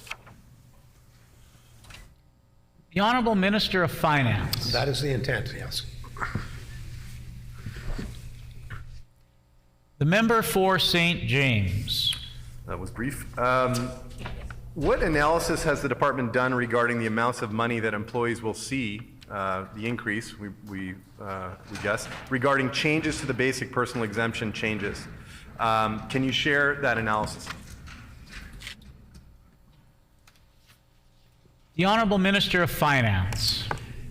Yes, certainly our budget documents do provide some analysis and breakdown on that, and if the member wants additional breakdown that's over and above what's included in the documentation that we have made public, we could certainly endeavor to do that. Clearly, by increasing the basic personal amount, Manitobans can reap savings in this year up to $524, Mr. Deputy Speaker. We are hoping that we could signal to the federal government by the end of April that we are going to be making these changes and increasing the basic personal amount.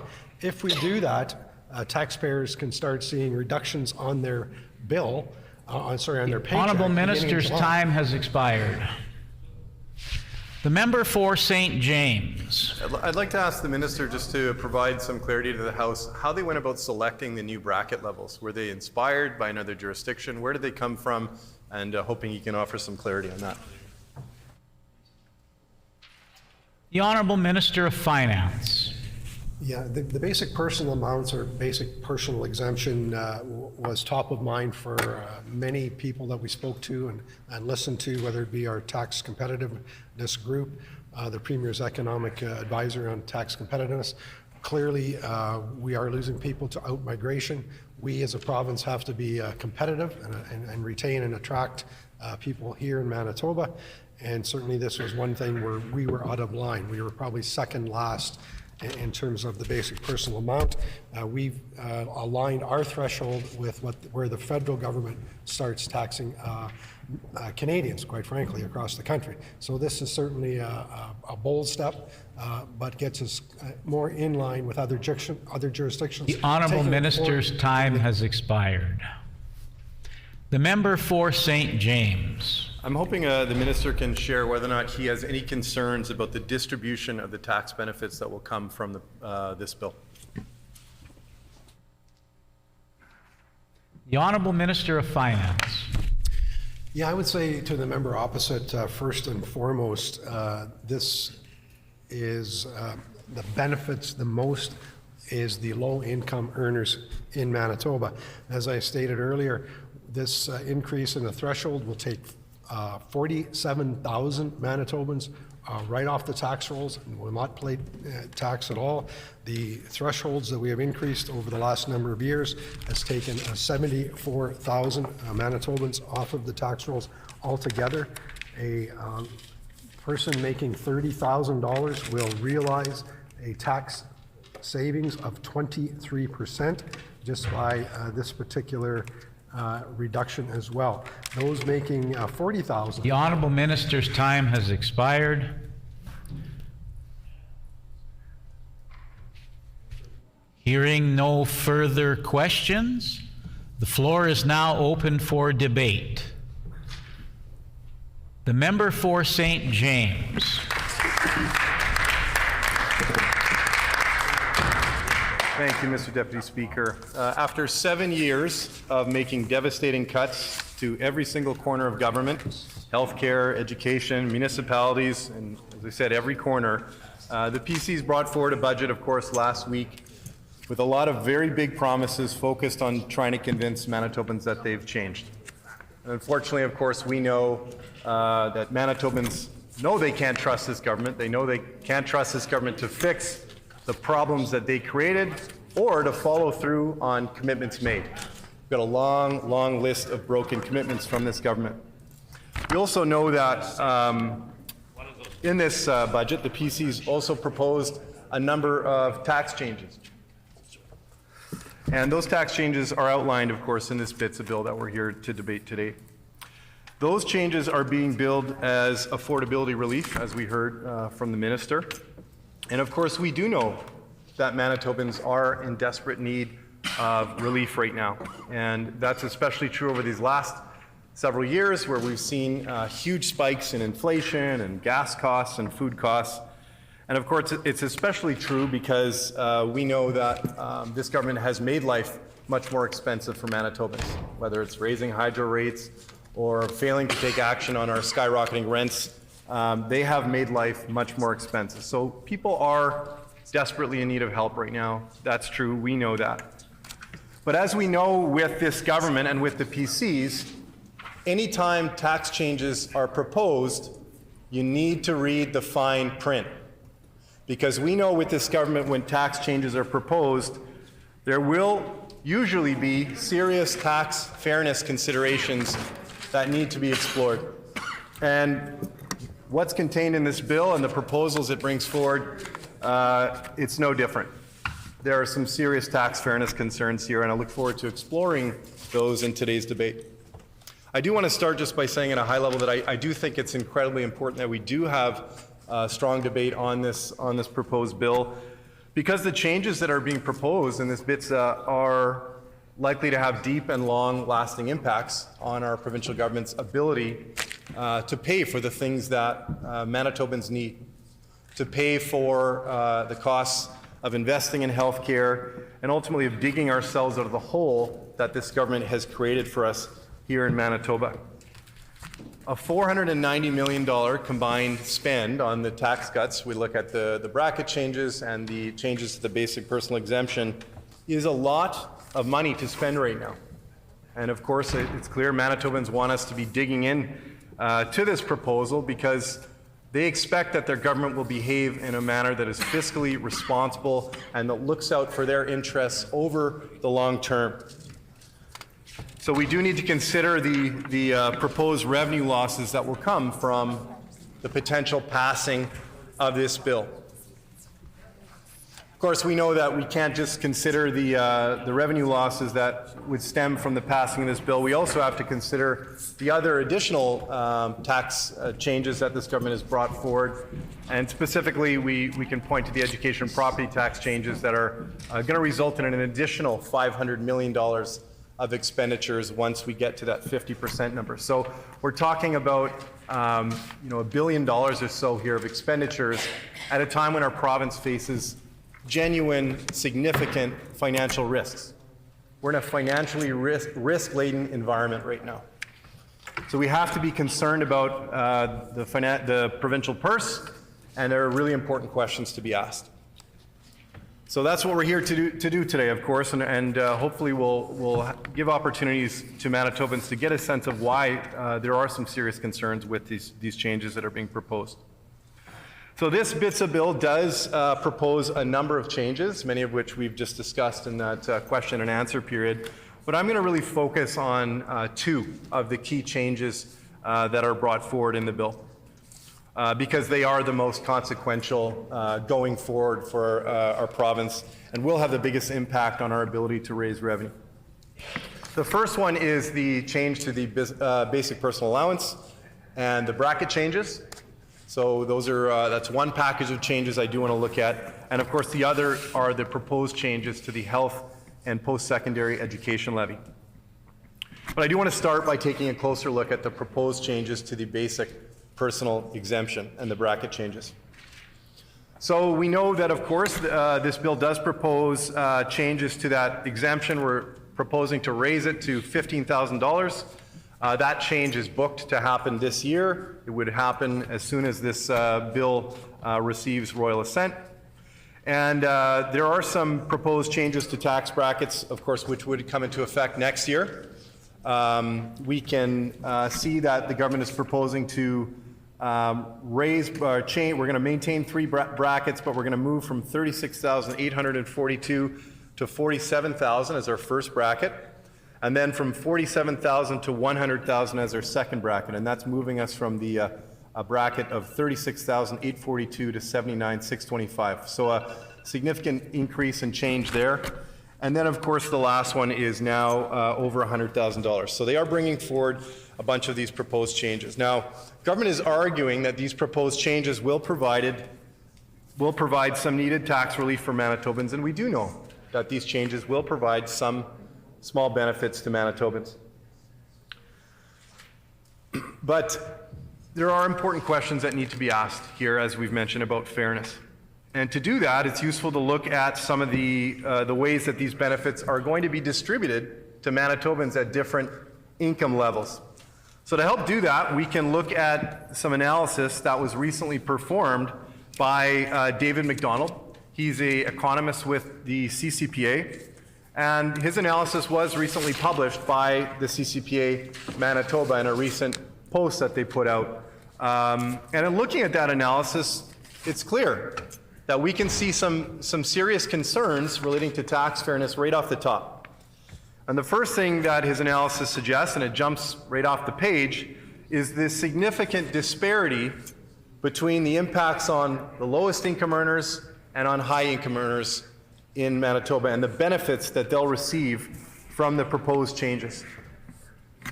Top income earners will receive, should this bill pass, a grand total of 26% of all of the tax benefits stemming from the passing of this bill. That's a total of approximately $130 million in savings for the top 10% for the very wealthiest people in this province. And the bottom 20%, Mr. Speaker, the bottom 20% will receive 1% of the total tax benefits coming from this bill. That's a shocking disparity. So again, top 10%, 26% of all the benefits. The bottom 20% are going to get 1% of those benefits stemming from these changes. Now, of course, part of that is because the lowest income earners in the province aren't going to benefit a lot from these changes because they're already in receipt of other tax credits that prevent them from being able to benefit further from the proposed changes in this bill. Now, the disparity doesn't just exist between the top 10% and the very bottom. There's also significant disparity in the benefits that are going to be gained by high-income earners and middle-income earners, middle Manitoba, nurses, construction workers, regular everyday Manitobans. And we can see that the analysis in that CCP that was done by David McDonald shows that the top 10% of income earners are going to be in receipt of tax benefits it shows that the top 10% are going to get more in tax benefits than the bottom 50% of all income earners combined. So the top 10% are going to get more than the bottom 50% combined. And we can also see in the analysis that middle-income Manitobans, and again, we're talking about working folks here in this province, who stand to get about $500 a year from these proposed changes once everything is booked in and enacted. They're going to get $500, but top income earners are going to receive more than double that. So if you're a regular Manitoban, you're going to get a small amount of help, maybe about $50 a month if you break it down on a monthly basis. But if you're a top income earner in this province, you're going to get more than double what that middle income earner gets. There's some very real concerns with that, and I know that many Manitobans, when we've spoken to people, and I've spoken to people in my community, they're worried about what that means and the impacts that will have on the province long term. But they're also concerned to see that this government's so brazenly giving away so much more to the very wealthiest people in this province. And another important point that needs to be drawn out here is that there's no cap here. There's no cap to these benefits that are being provided. So Brian Pallister, who we know did quite well with the education and property tax changes that he brought in for himself and for others in his income bracket, he's going to benefit from these changes. For other folks who are living in fairly large homes on Wellington Crescent are going to benefit from this. Our current premier is going to benefit from these tax changes, and we know she's lost $31 million in the couch and probably isn't in great need of additional tax cuts from this government, but that's what they're offering. There is no cap. The wealthiest people in this province are also going to receive dollars from these changes. I think there are some very important questions that we need to be asking about why we would be giving those benefits to folks at that income level. Now, we know that without question that we're going to see some benefits, of course, for middle-income families, and they do need some benefits, and they are drowning in costs. But it's important that we point out that the bill that's been brought forward here, in the way that it ends up distributing those benefits, should be viewed as a poison pill. It should be viewed as a poison pill because in order to get relief to families, as is being proposed here, those families need to be willing to accept this government's continued underfunding of the services that they rely on. Because ultimately, if we're no longer collecting those revenues from the wealthiest people in this province and we're offering them this tax giveaway, that will result in continued cuts to the services that Manitobans rely on. It will result in continued cuts to healthcare, to education, and to municipalities, and that's a serious concern. And it also has to be recognized that when we're removing that taxation from the very wealthiest people in this province, that at the end of the day, over time, those funds, those revenues that we're losing and no longer collecting from them will need to be made up at some point. That bill will come due. We still will have ongoing costs. We do need to continue to make increased investments in healthcare and, of course, across government after many years of this government putting us in the hole. But at the end of the day, taking away those revenues and losing those revenues from the very wealthiest Manitobans will mean that lower income Manitobans, middle income Manitobans will need to make up the difference over time. That money will have to come from somewhere, and ultimately they are going to have to shoulder that burden over time because of this government's proposal. I want to shift now just to talk briefly about the payroll changes that are being proposed here. These are the changes to the health and post-secondary education tax levy. We know that that raises the exemption threshold for remuneration from $2 million to $2.25. That continues the trend that we've seen from this government in raising that. And in addition, the threshold below which businesses pay a reduced effective rate will be raised from $4 million to $4.5 million. Now, the core question I think we need to be asking here is, why is this government proposing tax changes, tax savings for big businesses in Manitoba when small businesses are receiving no additional supports? And I think that question is incredibly important right now in the context of our post-COVID situation. We know that businesses, small businesses across the province were absolutely hammered through COVID, and they saw their sales tank. Many of them took on a lot more debt to try to get through to the other side of the pandemic, and they were forced to do that because this government didn't provide them with supports. This government wasn't there for small businesses when they needed help. And we heard that. I know that my colleagues heard that from small businesses throughout our communities. We heard that from the CFIB, who themselves throughout the pandemic were talking about how small businesses just simply were not getting the help that they need. So that, those concerns, that failure to help small businesses, that left them in a very difficult position. And of course, here we see the government bringing forward proposed benefits for larger businesses in this province, but leaving small businesses out without that help. And apparently they're continuing to go forward without any thought to supporting small businesses, to helping them to get back on their feet so we can ensure that they can continue to do their important work of creating jobs in our communities and offering those important services that we rely on in our various communities across the province. So the question is, why isn't the government helping them?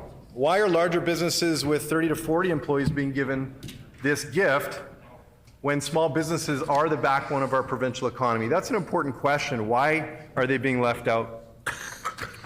I think it also bears mentioning that the carrot that the government has included in this bill related to potential future changes to the payroll, to this levy, that what they're proposing lacks transparency. We can see that there's no clarity around when or why they would actually go forward with reducing that tax levy. They've said in the bill, or it says in the bill, that if revenues are positive or if the conditions are generally favorable, that they'll do that. But that's lacking in transparency. There's a lot of important questions that we should be asking here. Will they be decreasing that levy if we continue to be in a deficit position? What constitutes a positive revenue situation? What constitutes a state in which they would actually proceed with that? We have no idea, and unfortunately the bill does not spell that out, and this government has failed to speak to that. There are some top-level concerns that I want to touch on here relating to the proposed $490 million spend. The first of which is the wisdom of proposing tax cuts when we're in a deficit situation.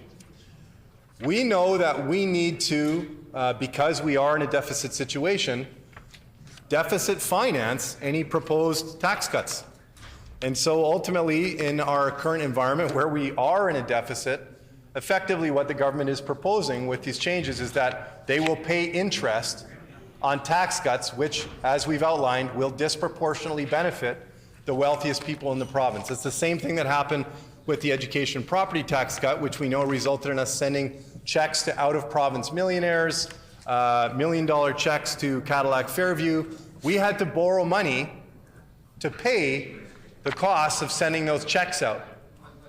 The government likes to think of itself, they like to think of themselves as fiscal hawks, but I think there's good reason to wonder whether or not that's an accurate claim, given they are continuously finding ways of having us pay interest and paying more and more interest. That's a significant concern. So we do need to question the wisdom of moving forward with deficit-financed tax cuts. We've already seen, the province has seen 2 credit downgrades as a result of their fiscal irresponsibility and their failure to monitor the books and to do what's best for our provincial purse.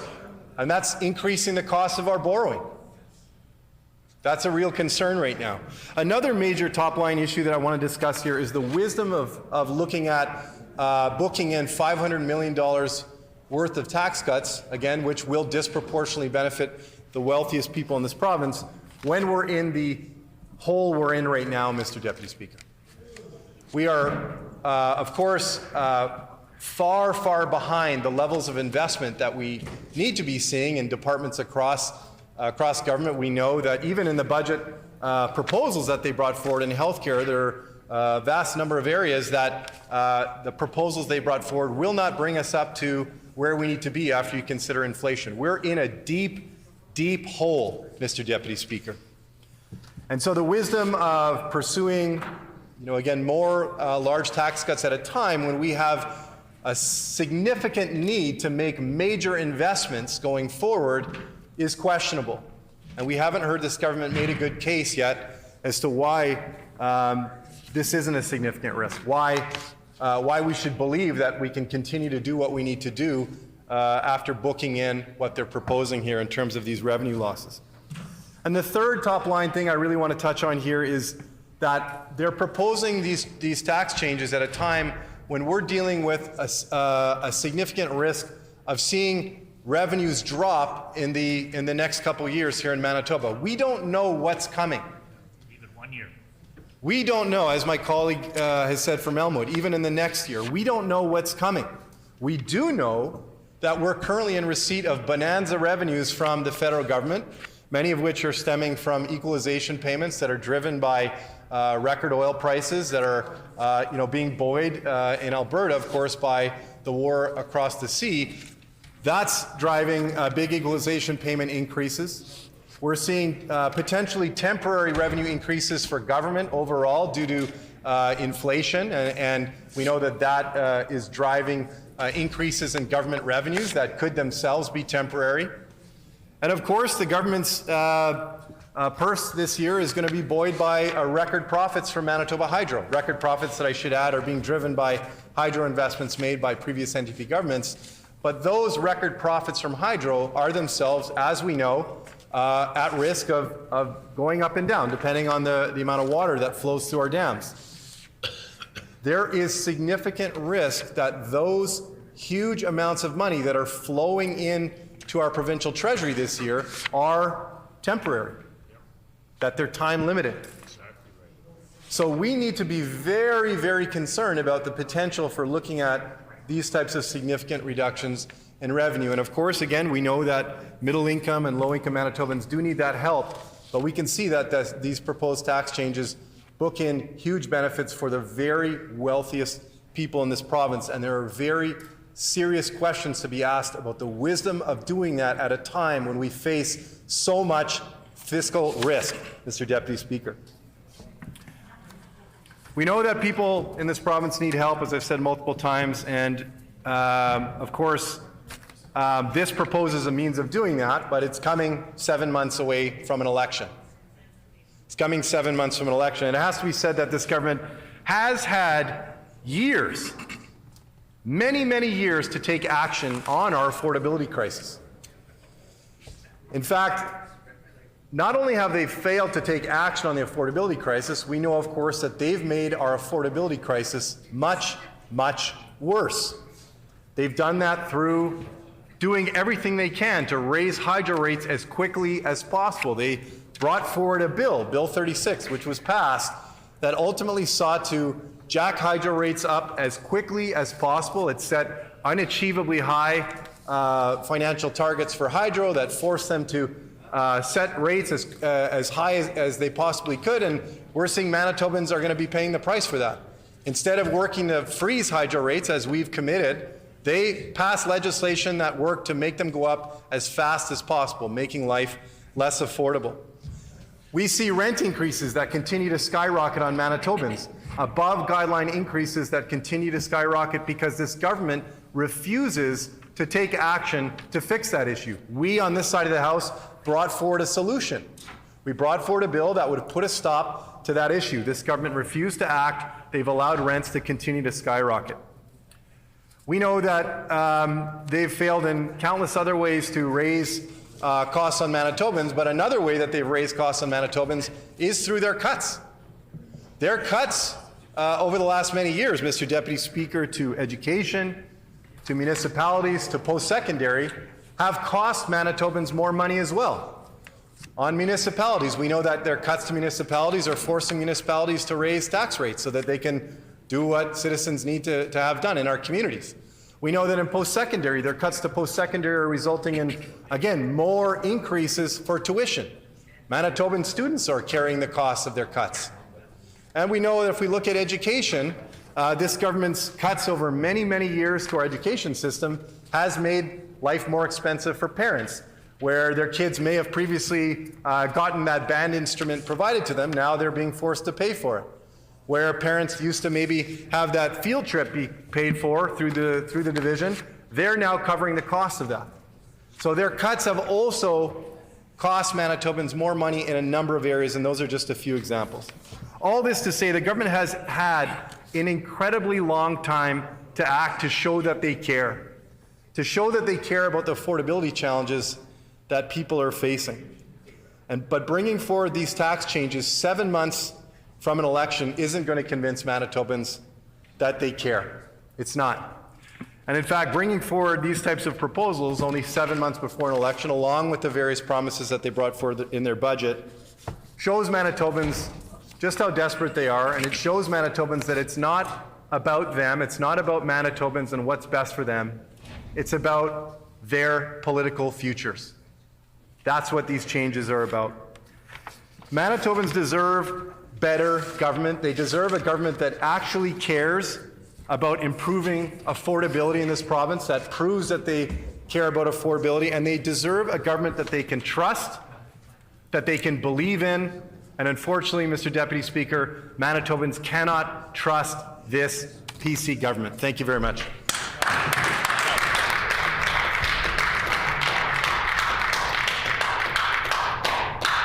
The Honourable Minister of Seniors and Long-Term Care.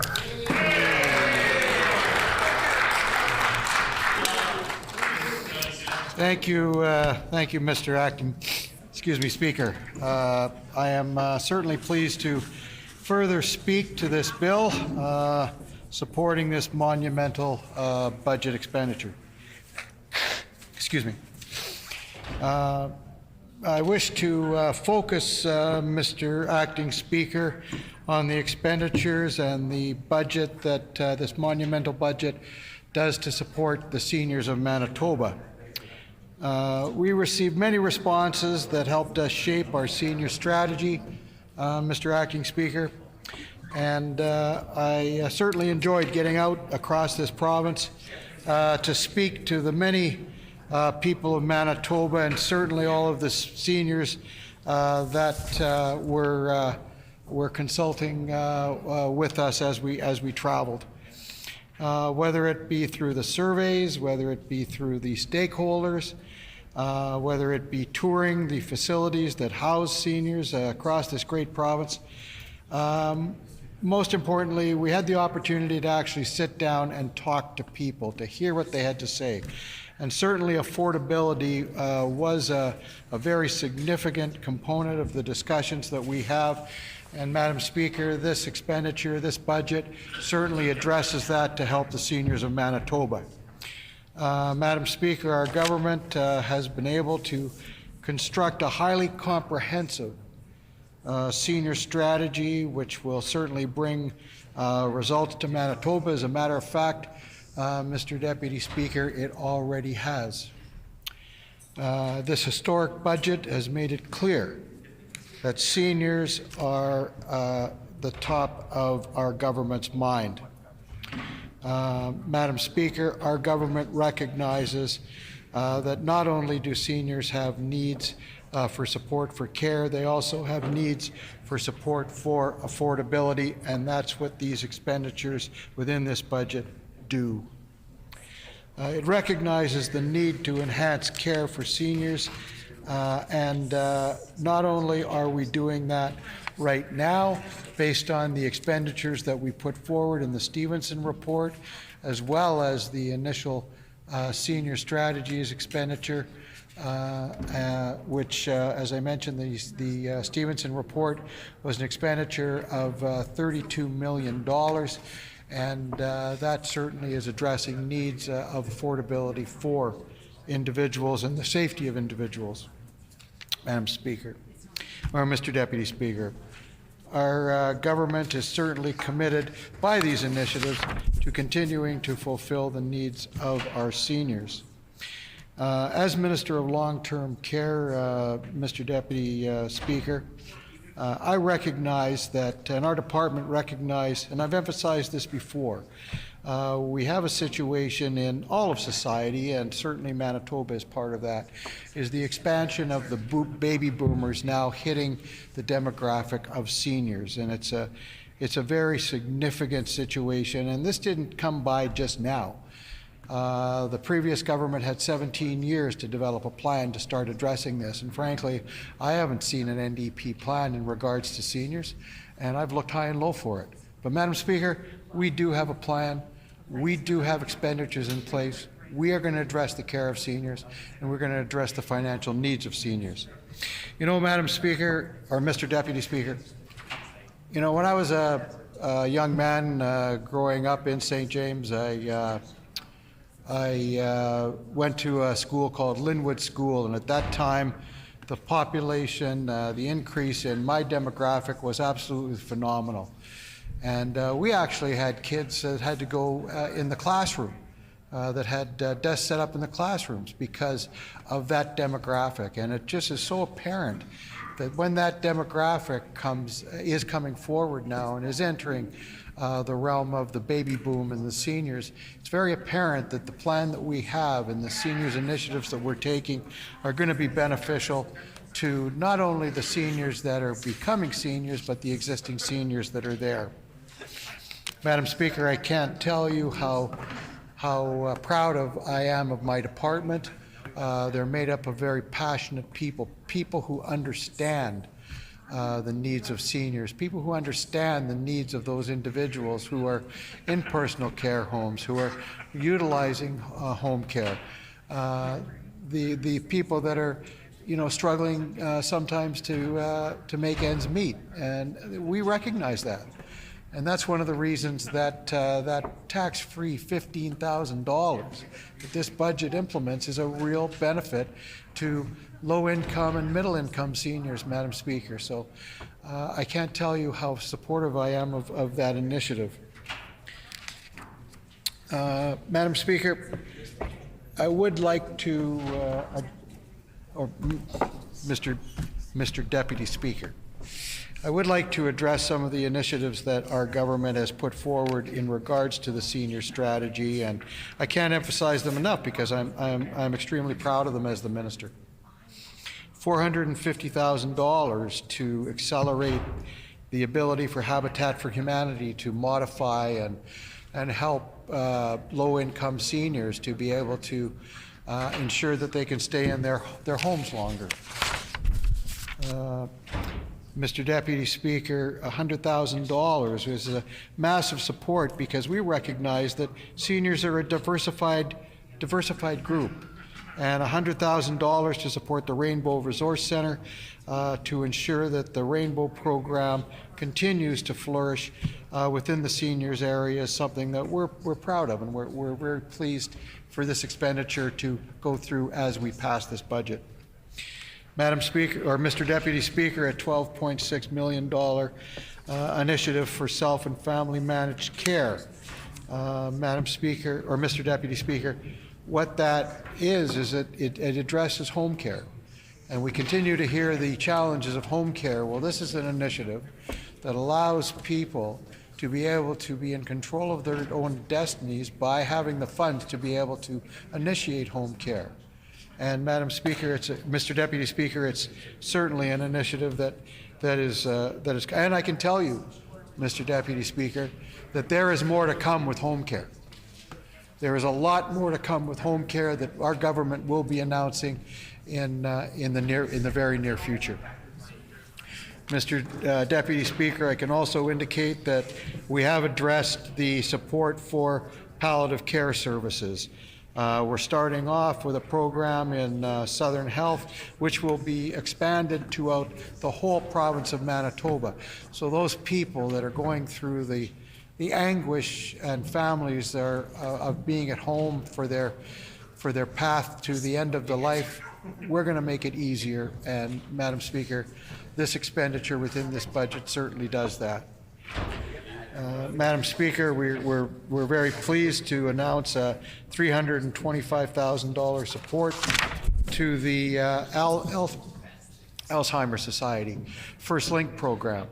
And we all know, and I think we've all been touched by somebody within our acquaintance or our family that has experienced the challenge of dementia. And it's a very difficult disease to be able to address, and we're happy to support people. Particularly, I enjoy dealing with Wendy Shetler and Aaron Crawford from the Alzheimer's Society of Manitoba, who have been extremely supportive of our initiatives to enhance the dementia situations in Manitoba. Madam Speaker, Mr. Deputy Speaker, what this budget does is it really speaks to the support that this government gives to seniors and the advocacy of seniors. A 72% increase in the seniors' budget is quite significant, and that demonstrates the support that this government has for seniors, and the expenditures that I've indicated do support that. And Mr. Deputy Speaker, I indicate that there is more coming.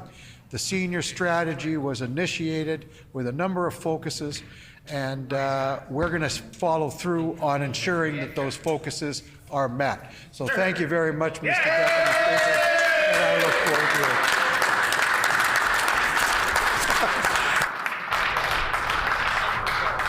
Messages for my colleagues. Happy to sit down. The member for St. Vital. Thank you very much, Mr.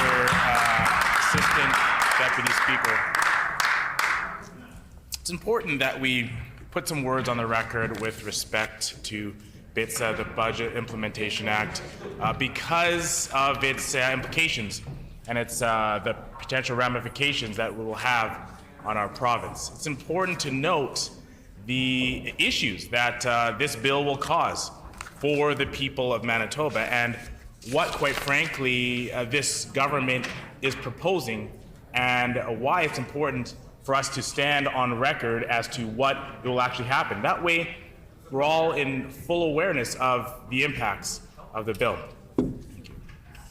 And now, I think the first thing to show is that you know, when we look at talking to Manitobans and speaking to Manitobans and look at this government's track record when it comes to putting forward budgets in terms of running this province fiscally and the decisions that they've made, it's clear that the decisions they've made don't align up with the priorities of Manitobans. That's quite clear. And I think it was evidenced today by the recent poll and survey showing that the Premier in Manitoba has the lowest approval rating in the country. I think that just goes to show that what this bill, what this budget is putting forward, doesn't line up with the needs and the priorities of Manitobans, that the Premier and the Cabinet and the entire PC team is not meeting with the expectations of Manitobans, and quite frankly, it shows that Manitobans don't approve of this government at all.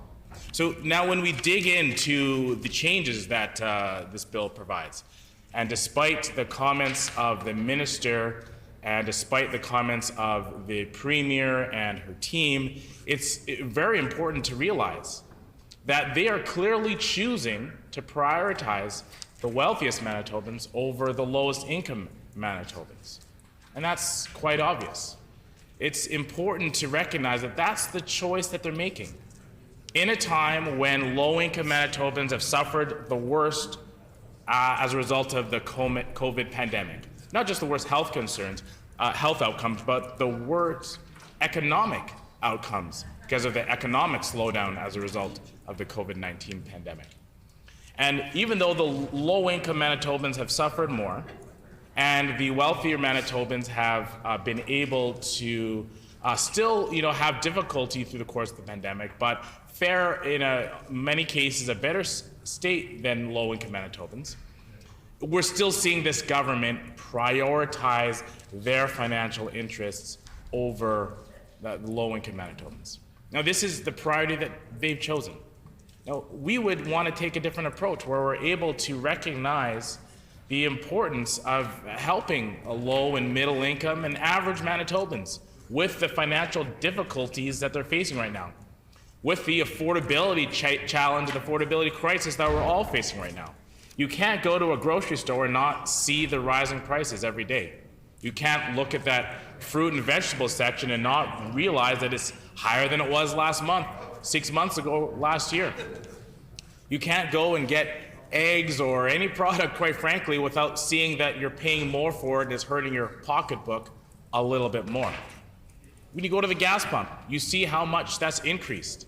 And we feel those challenges. We feel the fact that things are more expensive now than they once were. And this government's supposed solution to some of these problems is to give wealthy Manitobans, the wealthiest Manitobans, and the wealthiest corporations in Manitoba, a big tax break.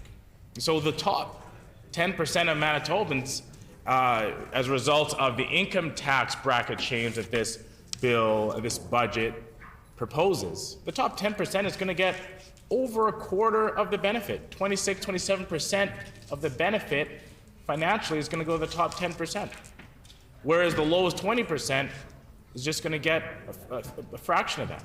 You're talking about over $1,300 is going to go on an annual basis to the top 10% compared to $37 to the lowest 20% on average.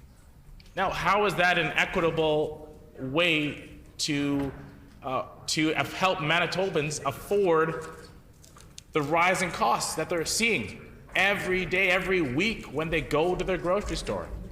For someone who's living paycheck to paycheck to get an average increase of $37 a year, roughly, what is that, $3 or so a month, how is that on earth going to ever help them face the rising costs of gas and groceries?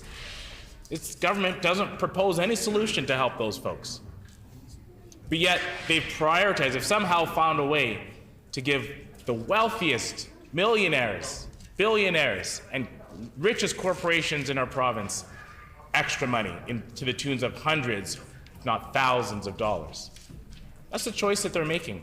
Not to help you, not to help everyday Manitobans, not to help low-income Manitobans, but to help their rich friends and their wealthiest people in our province.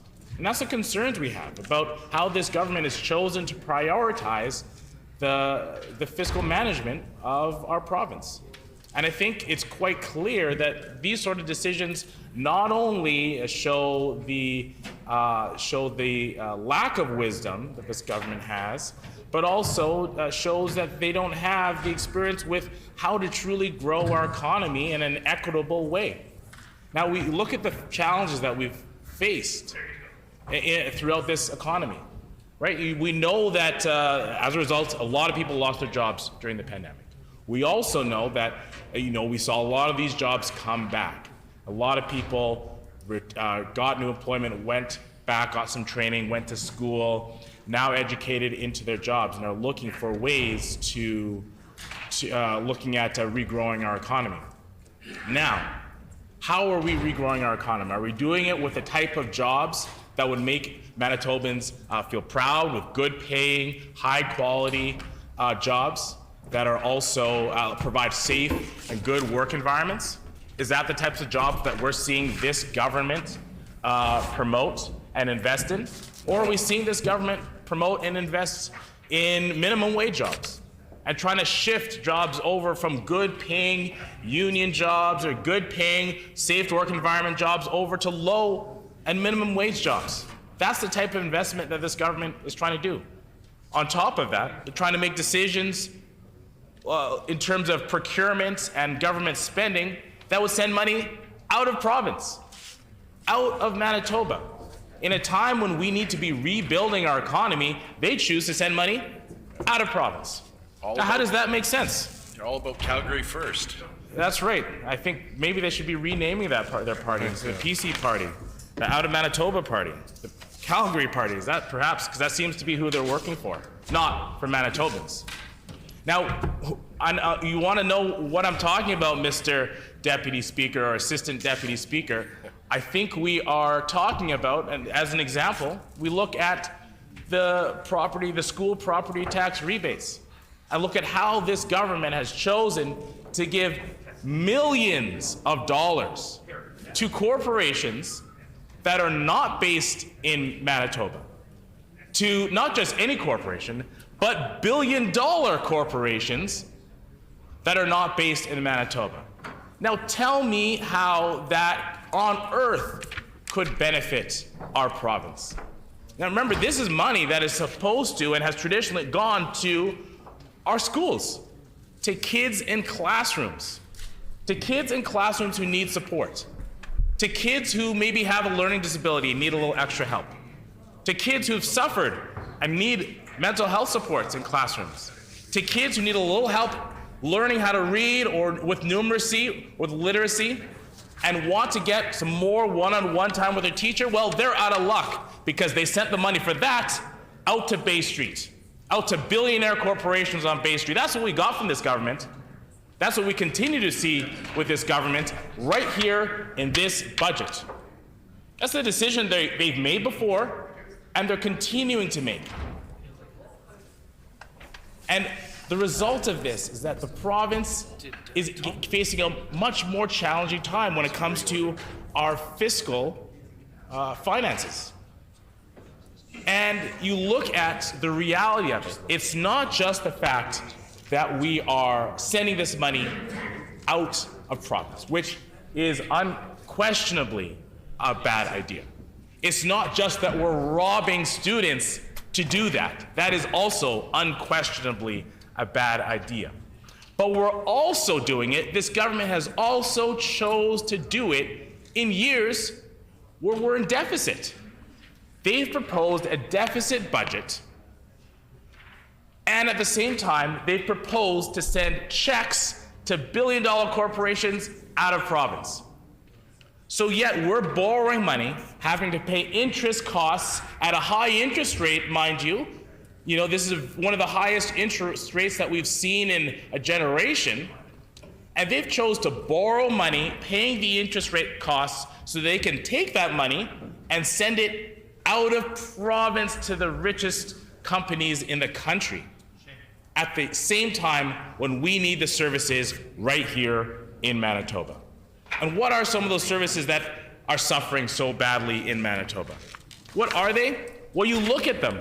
You talk to any Manitoban and they'll tell you a story about how they had to wait in an emergency room, or a family member or a friend. You talk to any Manitoban and they'll tell you about how they had a friend, a mom, a dad, or themselves had to wait on a surgical wait list for months and months, if not years and years, to get their surgery done for their hip or knee or cataract surgery. Those are the services that we're talking about, that Manitobans are suffering from because of the decisions of this government. You talk to any Manitoban and they'll tell you stories about how their child or themselves didn't get the support services that they needed in schools, or how the classroom size that used to be smaller grew and grew and grew every year, and the ratio from student to teacher became larger and larger and larger. Manitobans will tell you this. Doesn't matter whether you're in constituencies like mine in St. Vital, or you're in beautiful constituencies like St. John's or Concordia or Notre Dame or Thompson or Burroughs or Elmwood or Coetnook, they'll all tell you the same thing, that Manitobans are sick and tired of the cuts from this PC government.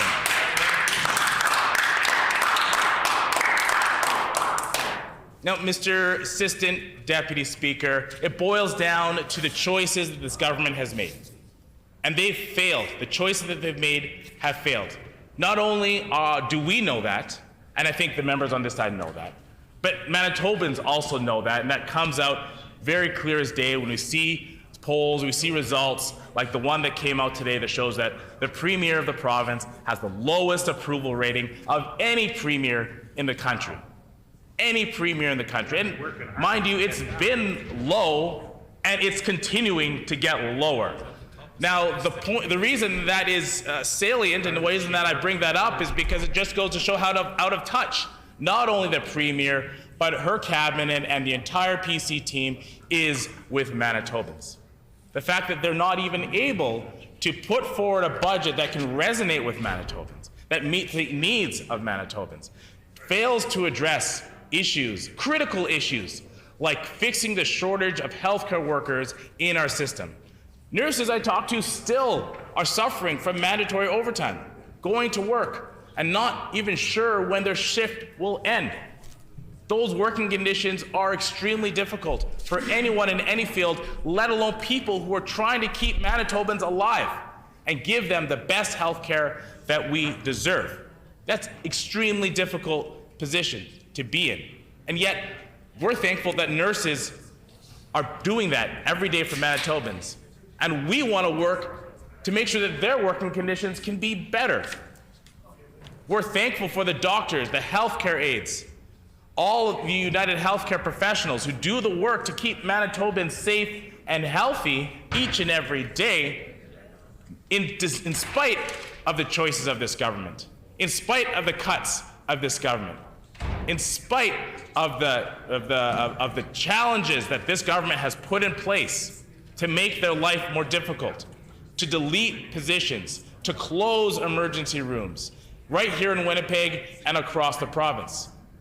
And in spite of those challenges, the good people in our healthcare system continue to work each and every day. And we see this trend continue throughout industry in our province.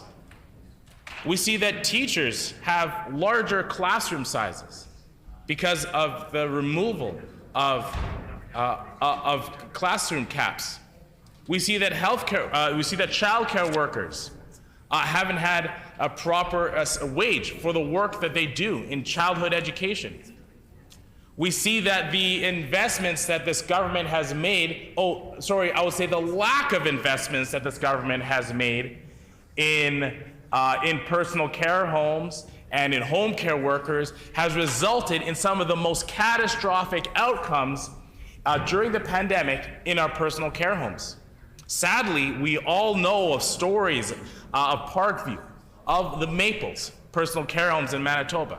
And while those are devastating and heartbreaking, they could have been avoided if we had a government that was working harder to protect those lives and put in place measures which would have helped Manitobans stay safer in their personal care homes. Where Manitobans are looking for more help to live independently with the help of home care, where seniors in our community want to stay at home, where they want to live independently in community and stay active, but need a little bit of help with home care. Well, they've been struggling because of the cuts to home care. The fact that home care workers no longer have as much resources to get their job done properly.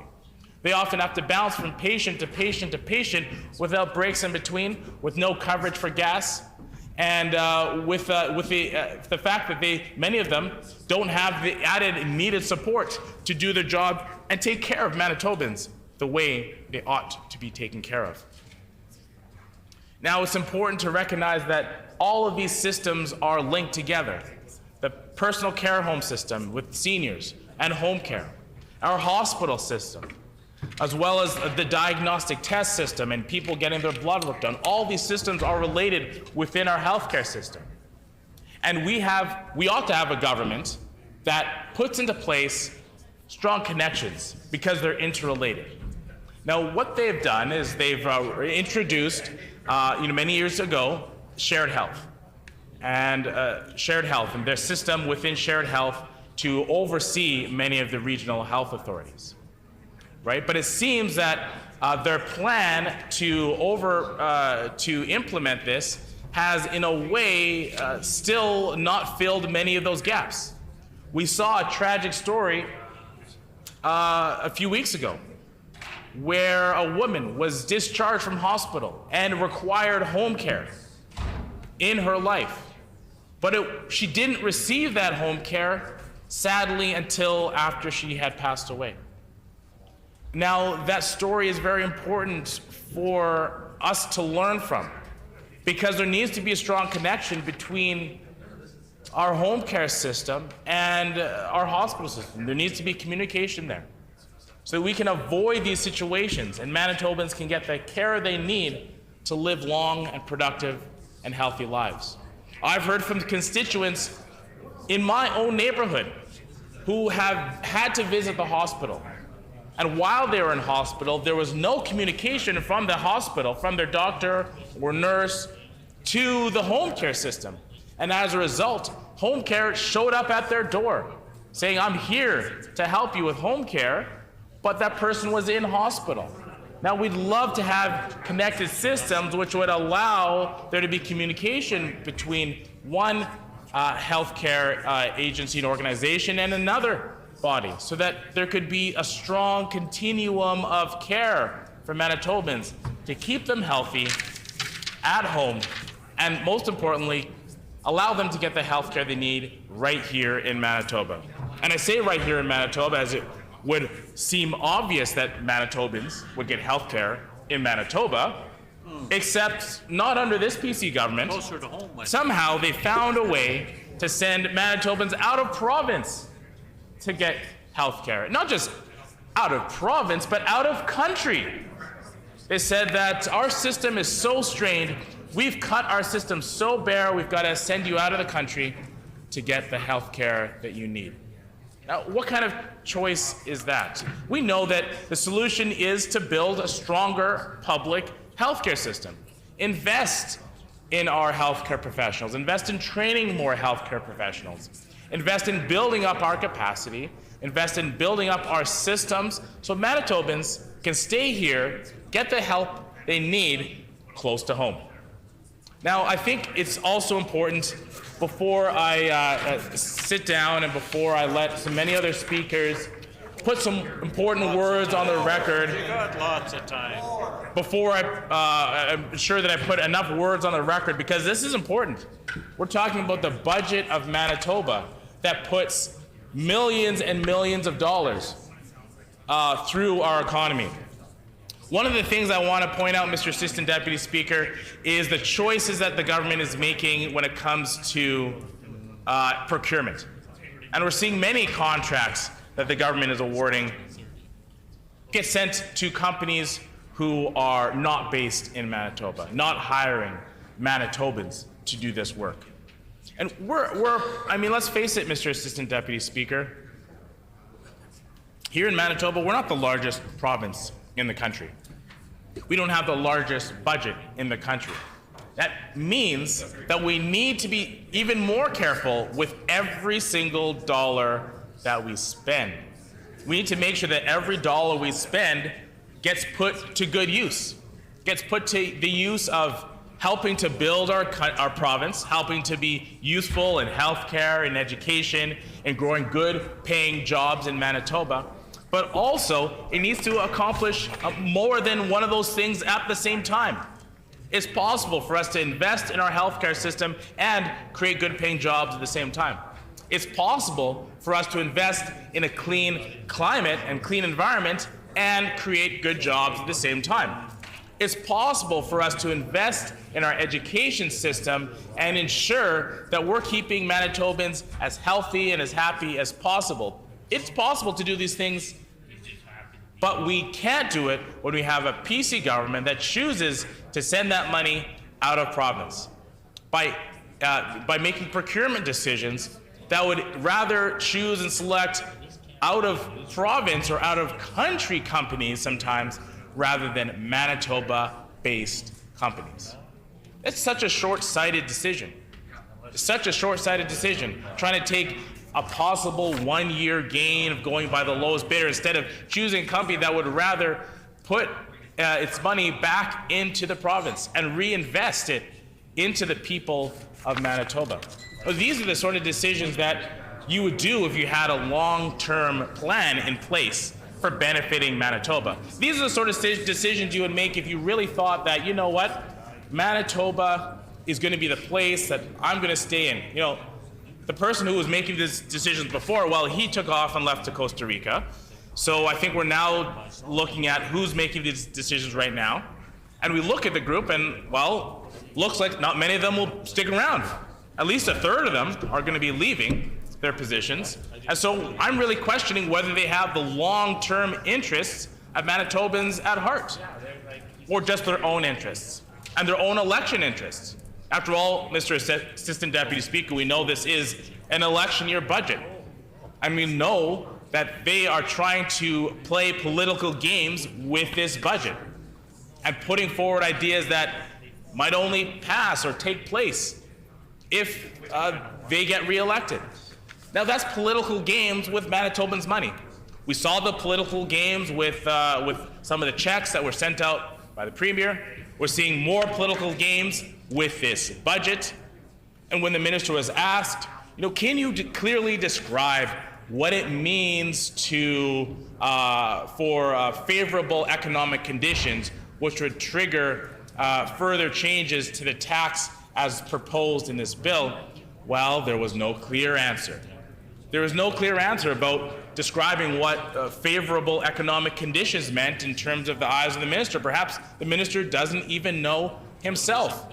He's playing so many political games with Manitoba's finances that it seems like he's lost track.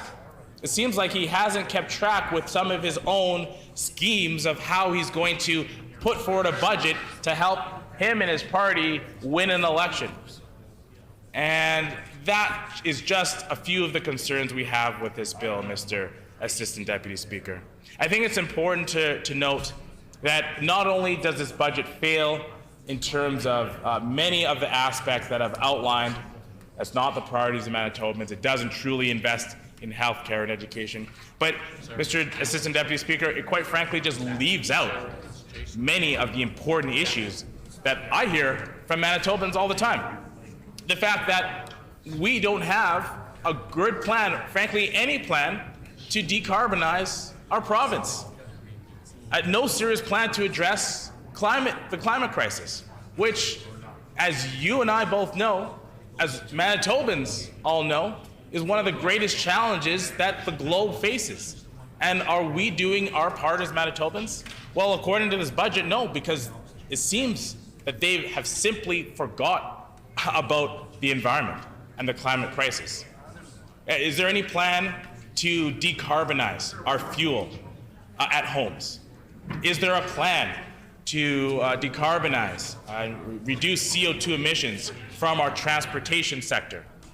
Is there any efforts made to help industry or companies do their job and grow good-paying jobs while at the same time finding ways to reduce their emissions?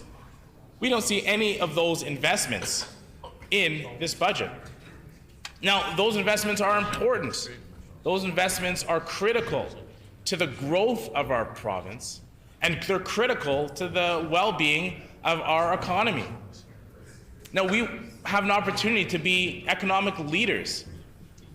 With the power of Manitoba Hydro, we have the opportunity to grow a clean economy, to grow an economy that is not just based on oil and gas, but one that's based on the power of clean hydroelectricity, where we can remove our reliance, reduce our reliance on fossil fuels. And by reducing the reliance, we could have an opportunity to create hundreds and thousands of jobs. In industries like agriculture, there's huge opportunities. In industries, in natural resource industries, there's huge opportunities. In manufacturing industries, there's huge opportunities. And that doesn't even include the personal emissions that we all make, whether it's through our home heating, whether it's through our transportation. Those are huge opportunities, and we have the skills. There's talent. There's industries. There's people who are working to electrify our province. There are people who are working to decarbonize our province. But those folks need to be ensured that the province is going to support that work. Because the climate crisis is not going to go away. No matter how much this PC government ignores it, it's not going to go away. And so it's important for us to be able to critically address these issues because they're essential for our future in Manitoba. And the last thing I want to touch on is ensuring that we continue to invest in a strong post-secondary education system. And we can do that in a few really concrete, specific ways. One I want to point to is the investment into international student healthcare. The cut of international student healthcare by this PC provincial government was flat out wrong. It was the wrong thing to do. It hampered the lives of international students. The fact that they have to pay, in many cases, over $1,000 for private insurance to get access to healthcare. In some cases, the healthcare is not respected by institutions, and many times they have to pay out of pocket for care. We know that in the private system there are gaps, and we've all heard or seen in the paper and in the news horror stories of Manitobans, many times international students, who have faced bills of hundreds of thousands of dollars just because this government did not want to support them with provincial public health care. And the other point I want to bring out, Mr. Assistant Deputy Speaker, is the investment that we need to do in research in Manitoba and with Research Manitoba. Investments in research help to grow our economy sometimes 4 times over. Every dollar you spend in research helps to grow our economy at such a great level. And making these investments this is the right time to do it. This is just the right time to do it. As we are trying to rebuild, kickstart, and put the fuel into boosting our economy, that boost ought to be done through investments in research, to bring the brightest minds into Manitoba, to help them grow and build our economy in Manitoba, so we can have a brighter future in Manitoba for all of us, so that all of us can feel welcome here. Whether you're born and raised here, whether you're an international student coming here, you can feel welcome. And I know that that's one of the most important things that our side of the House, this NDP team values, ensuring that all Manitobans feel welcome, know that they're welcome, and they'll all know, especially after the next election, that this side of the House, that this NDP team is working for all Manitobans.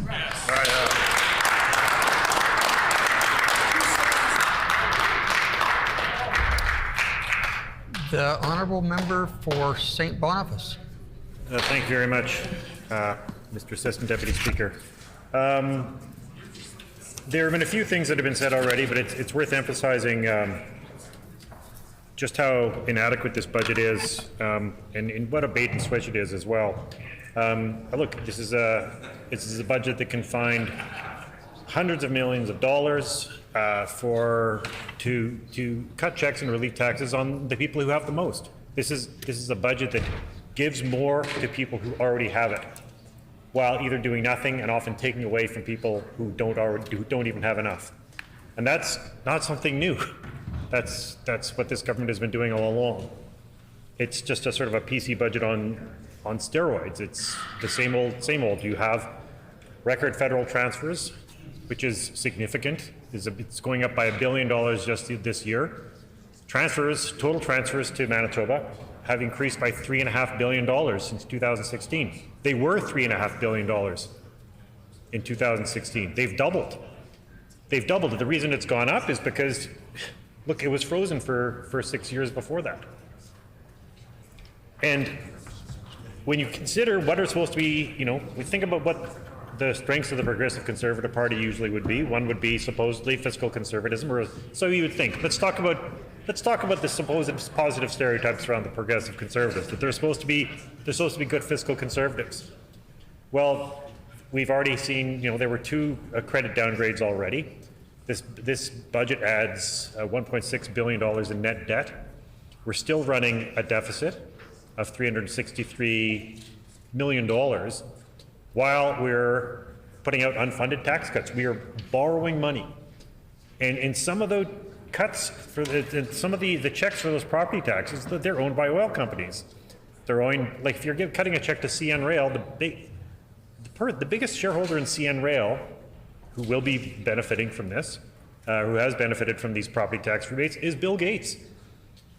We're going into deficit. We are going to have to pay back money with interest in order to cut checks to Bill Gates. It doesn't make sense. And he's just one of the, is he going to put that money back into Manitoba? No, this is, I mean, they've called it trickle-down economics, but really what this is it's like, this has also been called, the equivalent of, force-feeding a horse and expecting and telling people that the sparrows are going to eat better at the other end. That's trickle-down economics, and that's what this budget is still doing. And I'll quote from one of the members opposite who once said, of healthcare, said, the ministers can boast about billions of dollars that go into the system, yet the systems get worse. They can boast about announcements that happen, but the system doesn't get better, it gets worse. And one of the reasons why it gets worse is because they've created an environment where there isn't any responsibility, where there isn't any accountability in the system itself, where the money goes in, but there's no accountability for the results that come out. That was the member from Steinbach. That was the member for Steinbach in 2008. And, there was another member who was talking about, if you look at this budget, the colossal amounts of federal money that are coming our way, and there have been warnings from this own government, from this government's finance department, that said, look, we're too dependent. We are putting our own revenues at risk because we are too dependent on federal revenues, and we're going to be in a really tough spot if, say, a Conservative government would come in and change their mind. A government that goes back to cutting the way the previous Conservative government did, and they capped Manitoba's federal transfers for 6 years straight. For 6 years straight, there were no increases, even as our population aged, even as our population grew. The actual amount per capita spending on Manitobans by the federal government under the previous Conservative government went down year after year after year. And so we're not investing. This is not a government, this is not a budget that's about investing. This is not a government that's about post-pandemic recovery.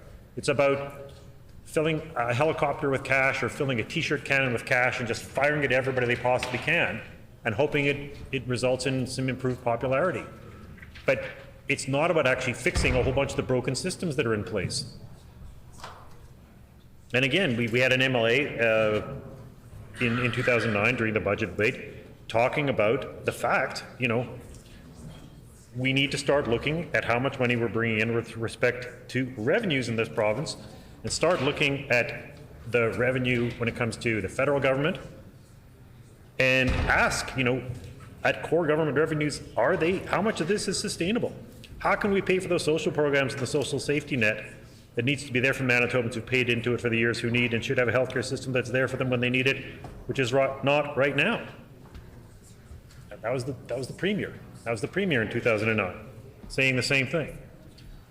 And when you look at how these taxes work, the reality is, if you look at the way property is distributed, the share of ownership. People talk about inequality, but really what you're talking about is concentration. You're talking about concentration of ownership and concentration of wealth. It's how much people own. And for about 90%, roughly, of the entire population, it's a pretty steady slope from poverty up to about, let's say, $100,000 in income. All of a sudden it shoots up. And then there are people who are making hundreds of thousands or millions of dollars. And the number of people who actually make that amount of money is pretty tiny. And it's the same way, it's exactly the same thing when it comes to property ownership. Most people don't own anything. You know, there was a study in 2013 about property ownership in Canada. 2/3 of all the property is owned by the top 20%. That's the way it is. The top 20% of Canadians own about 2/3 of all the property. There's all sorts of reasons for that, including colonization, and the fact that all sorts of people have been stripped of property and their land titles, and they're still owed that. Both Métis and First Nations and other Indigenous communities who are still owed money, both not just owed income and revenue, but owed land back under treaty land entitlement. But the reality is, because of those concentrations of wealth and concentrations of income, when you give a property tax cut, it means that the more property you own, the more you're going to make. And the people at the very top tend to own about 500 times as much property as the people at the bottom. That means they're going to get a 500 times greater benefit.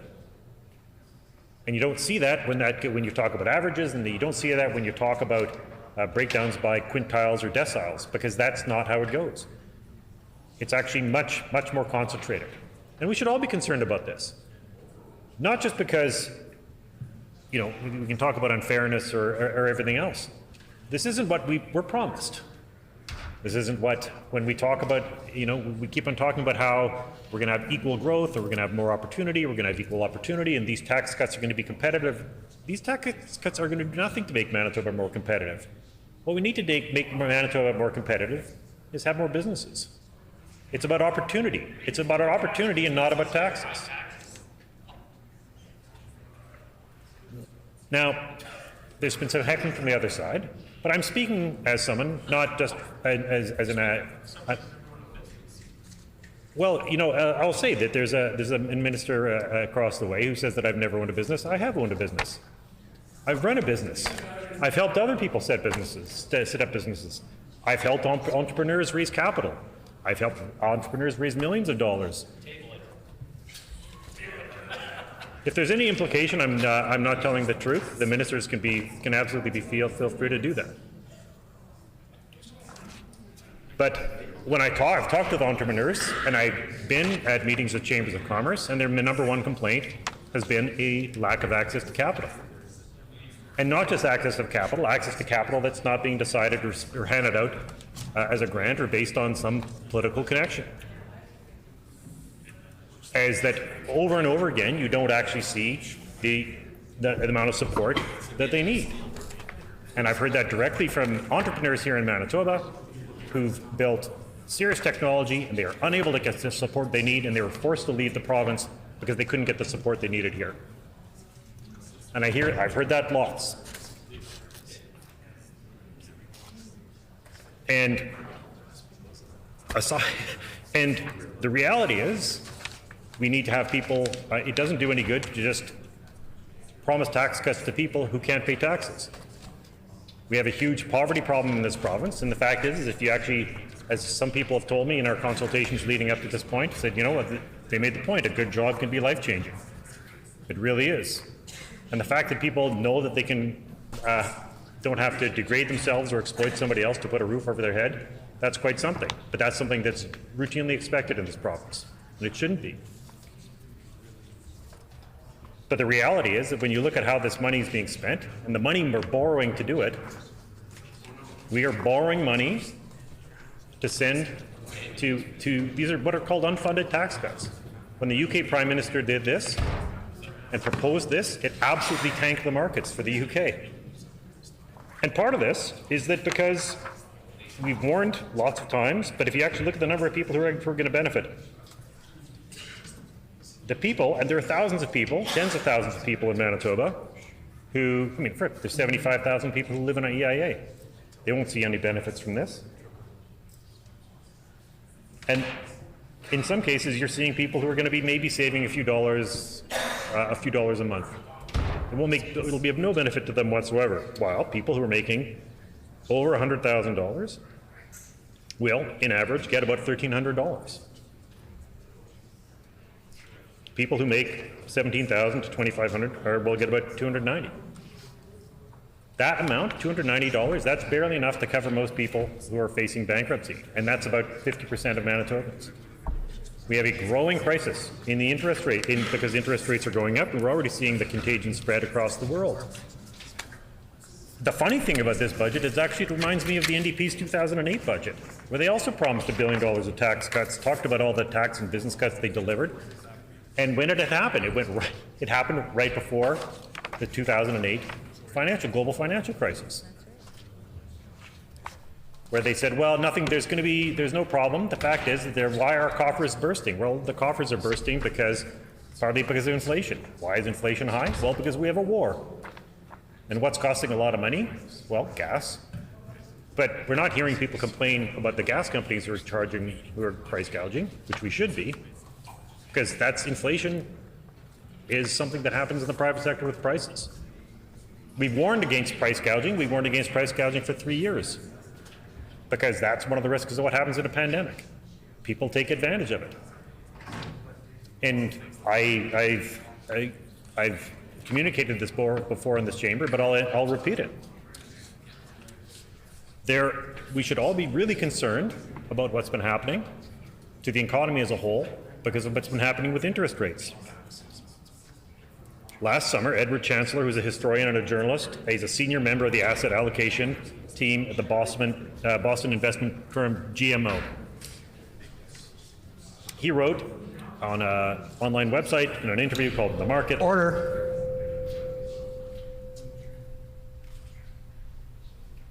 Member for St. Boniface. Thank you.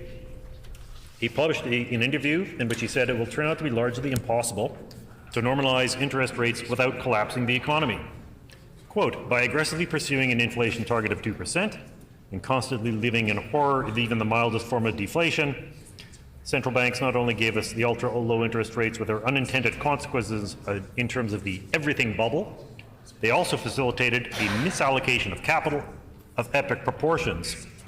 They created an over-financialization of the economy and a rise in indebtedness. Putting all this together, they created and abetted an environment of low productivity growth. Mr. Chancellor then went on to cite a Canadian economist, William White, who was actually born in Kenora, Ontario, a former Deputy Governor of the Bank of Canada, who worked at the Bank of International Settlements and who predicted the 2008 financial crisis. On a number of occasions, Mr. White warned Federal Reserve Chairman Alan Greenspan to his face that the U.S. economy was facing a financial crisis. Unfortunately, he was ignored. He has continued to be outspoken in warning that we are facing a global insolvency crisis. Mr. Wright has written of central banks that, quote, they have pursued the wrong policies, not just in the last couple of years, but over the past 3 decades, which have caused ever higher debt and greater instability in the financial system. Now, to be clear about this, it is the Bank of Canada and other central banks that are responsible for this crisis, not elected officials. Central banks are independent. They're supposed to be independent. There are strict rules ensuring central bank independence, but that will not, of course, stop the Canadian people from blaming the Prime Minister or members of Parliament or the government of the day. But I'm very concerned that the result of this is that the Bank of Canada has been trying to engineer a recession in order to pop Canada's housing bubble and bring down prices which are high because of an international war and the hangover from a pandemic that isn't really quite finished. Housing prices are already dropping, but because Canadian real estate is such a large part of the Canadian economy, it's going to have an outsized impact. If people are already finding themselves underwater on their mortgages, which is owing more than their house is worth, and that traps them financially. It means they can't leave. If they lose their job, they can't move because they end up having a house and more debt than they can possibly pay off. Because even if they pay off the asset the mortgage is applied against, they're still in the hole. And that's a dangerous place to be. And Canadians' personal debt levels are over $2 trillion. Much of that is in mortgages.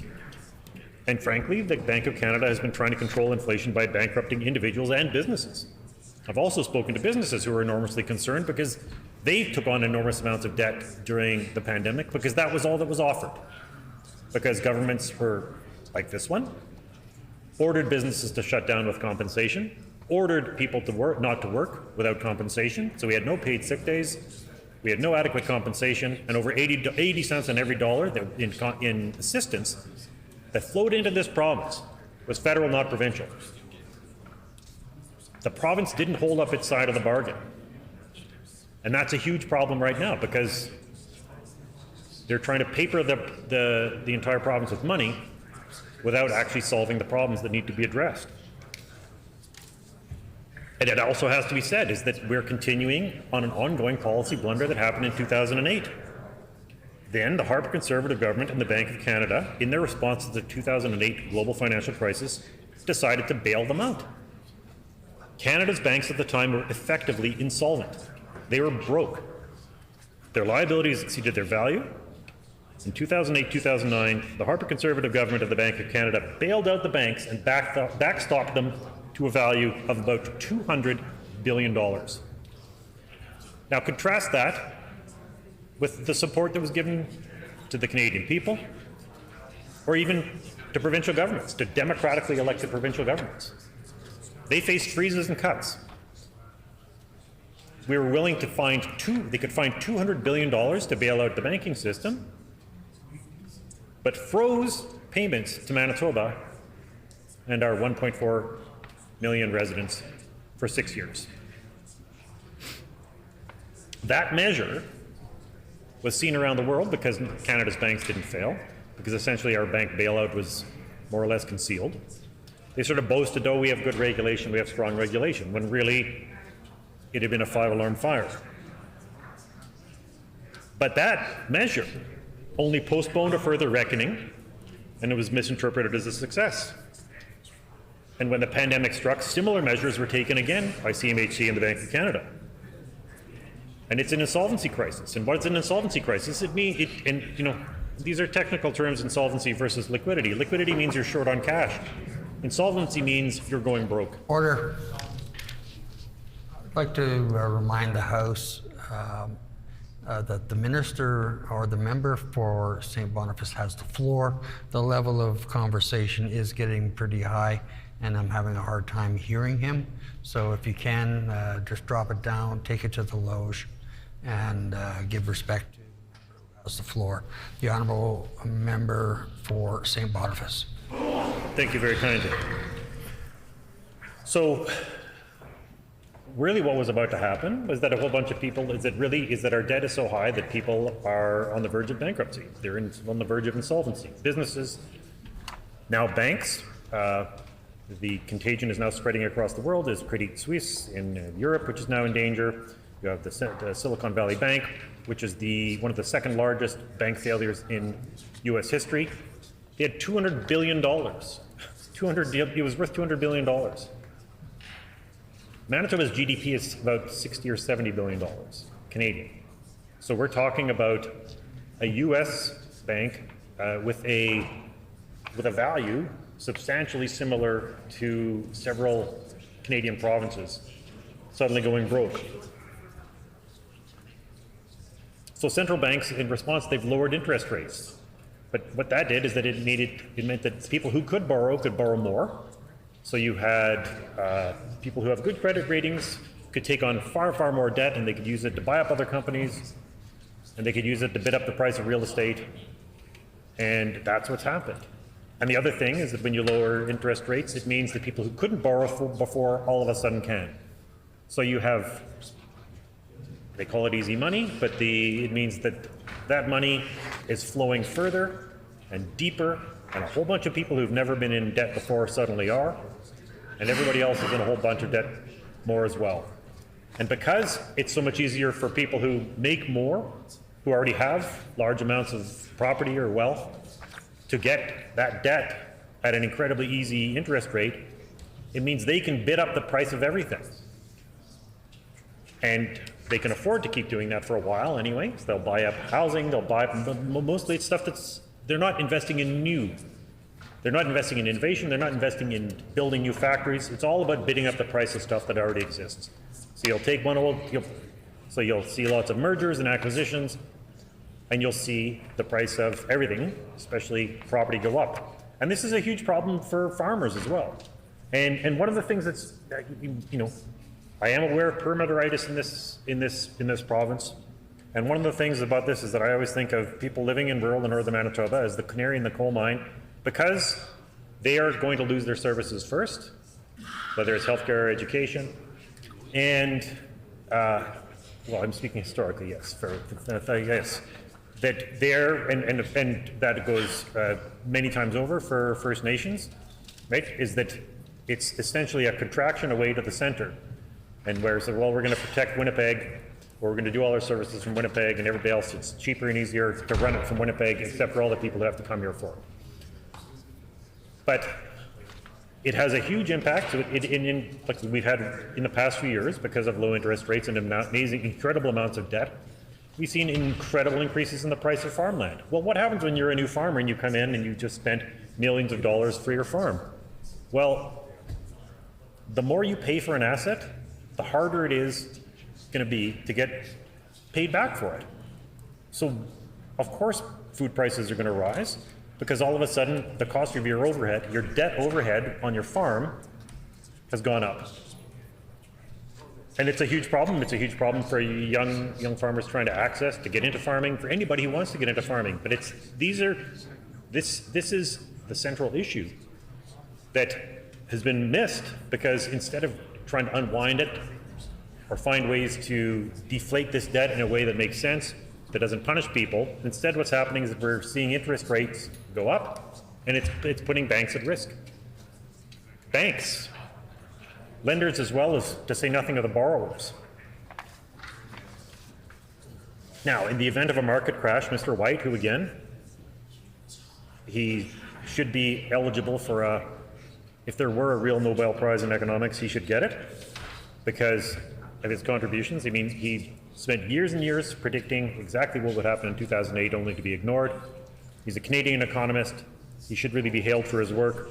And he's warned we need various ways to carefully restructure debts, and that current Canadian federal and provincial bankruptcy laws are not enough, either because the defaults, and he said, look, when people are going to go broke, either it can happen in a way that's disorganized or a way that's organized.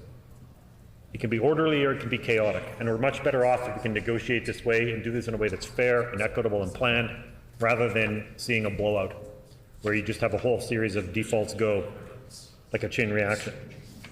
And there have been people, and I'm sorry to be, I just feel the need to put these things on the record, there have been banks who are predicting that Canada could face one of its largest housing downturns in history, and even risks of a financial crisis, which means that all of a sudden the banks aren't able to handle it, because the many mortgages that they have registered as assets will plunge in value. So every single one of those mortgages, and it really doesn't take that much when you consider how much money Canadians have been spending on real estate lately. And I do want to send this warning, because this has potential economic and political effects, both of a recession, but we already have a highly divided, polarized country. And that this is the sort of thing that will be weaponized by extreme political elements, because it will drive people into desperation. And that's something we should be doing everything we can to avoid. And it's worth remembering, all financial crises originate in the financial sector, and that the conditions for crisis were created by the Bank of Canada and other central banks, because they've been mispricing risk across the entire economy for an entire generation. This is a massive thing to deal with, and there are usually only considered to be two solutions, which is austerity and cuts on the one hand, and fiscal stimulus and tax increases on the other. This budget bill, and BITSA in particular, is incredibly risky at this point. We're taking on $1.6 billion in new net debt at higher interest rates. We have $236 million more in interest payments, so that our interest payments are already going up, and this government is planning to reduce revenues by hundreds of millions of dollars when we don't know where we're going to be in terms of transfer payments in 2 years.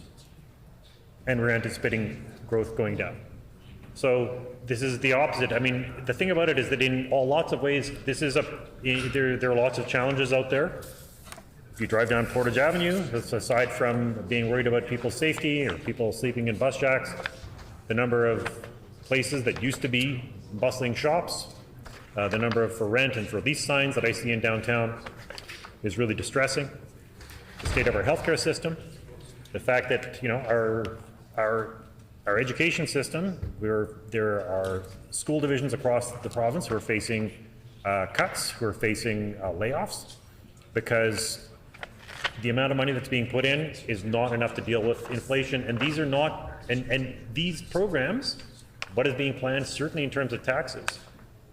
If you want to increase taxes, giving people more money to drive up the price of real estate is not really the way to do it. But that's what we've been doing. And we do need a different approach from this. And there are people in Manitoba who are absolutely in desperate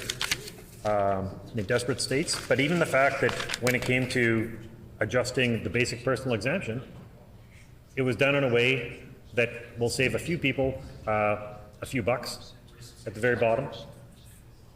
But the people who will save the most are the people who are really doing pretty well. And I don't think it's a good use of our public resources. I don't think it's a good use. It's not going to have a positive impact in terms of spending. It's not going to have a positive impact in terms of economic of the economy. Because what we really need to do, we need to be making sure that we're supporting entrepreneurs and creating more jobs in the private sector, which we're not doing enough of. We need to make sure that we're training people properly so that they can get those jobs. But the fact is that government needs to be there, as whether it's for infrastructure, to making sure that we're doing the basics we need to do to provide good infrastructure, to make sure that people and their families can get to work or hospitals easily, to make sure that people who make goods or provide services can get those services to their customers at the lowest possible expense. But that's not the case with our infrastructure. We've had municipal budgets, and this is one of the funnier moments in the budget. Believe it or not, it's hard to believe that budgets can be funny. But the idea that this government is saying that it's the biggest increase, their increase to municipal funding is the biggest in a decade, when they froze it for 7 years, that takes some nerve. It takes even more nerve to boast about how they've had the highest increase for people on EIA, because they've increased it by $25 a month. Well, they previously decreased it by $20 a month. So it's actually really an increase by $5. The families minister actually said, well, we had a job seeker allowance, but we're not going to be doing that anymore. These are people who have not, in 1992, these rates were rolled back to 1986 levels, and they've been there ever since, plus maybe 25 bucks.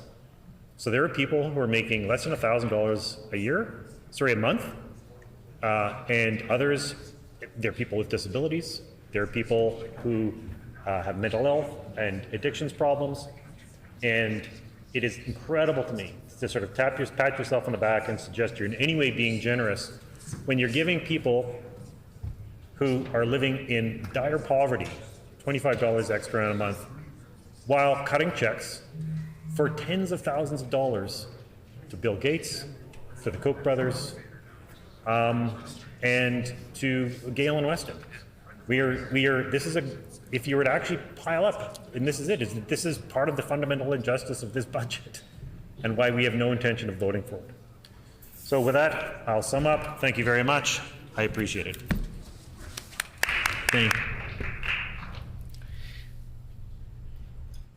Honourable Member for Flin Flon. Thank you, Mr. Acting Deputy Speaker. I have a few minutes, I guess, to make some comments, and then I'll get to have the flourish tomorrow. People in Manitoba don't believe this government. People in Manitoba don't trust this government. And this bits of bill that they brought in, the budget that they brought in, is just more of the same. People know that they're trying to pretend that they're the greatest bunch of human beings that ever walked the face of the earth now. They're trying to pretend that the last 7 years, where they were the worst human beings on the face of the earth, don't exist. Well, they do. They do, Mr. Acting Deputy Speaker. People know that they do. People in the North know that they don't have hospitals anymore. People in the North know that Northern patient transportation is so badly underfunded that people are just staying home because they can't afford health care. People know that. And they know very well who did it. They know very well who did it to them. And they know very well that they're not going to vote for them. I talked to a fellow in Lynn Lake one day whose wife of some 50 years had been unceremoniously bundled up in the dead of night, shipped 800 miles away without even the courtesy of telling him beforehand that they were moving her. That's the kind of mentality that this government has, that they don't care about people. People are immaterial. It's all about the almighty dollar, how many dollars they could save. And now they're trying to pretend, well, that wasn't really us. That was Brian Pallister. Each and every one of them, well, like save two, was a part of that Brian Pallister government. The current premier was a part of that, sat beside Brian Pallister and clapped and nodded and cheered at every cut that he made to this province's budget for health care, for education, for infrastructure, you name it. There wasn't any part of this government that they didn't have their hands on with the knife, with the scissors, cutting it. People know that. We see them now trying to trick people. And there's some things in this budget that will help some people.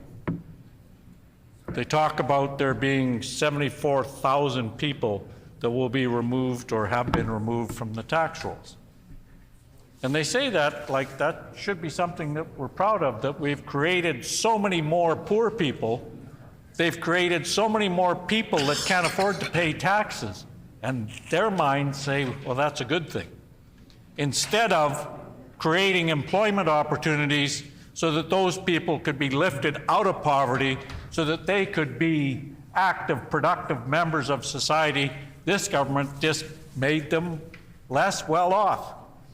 So poor that they can't afford to pay taxes. And now they've done nothing to help them while food prices have skyrocketed.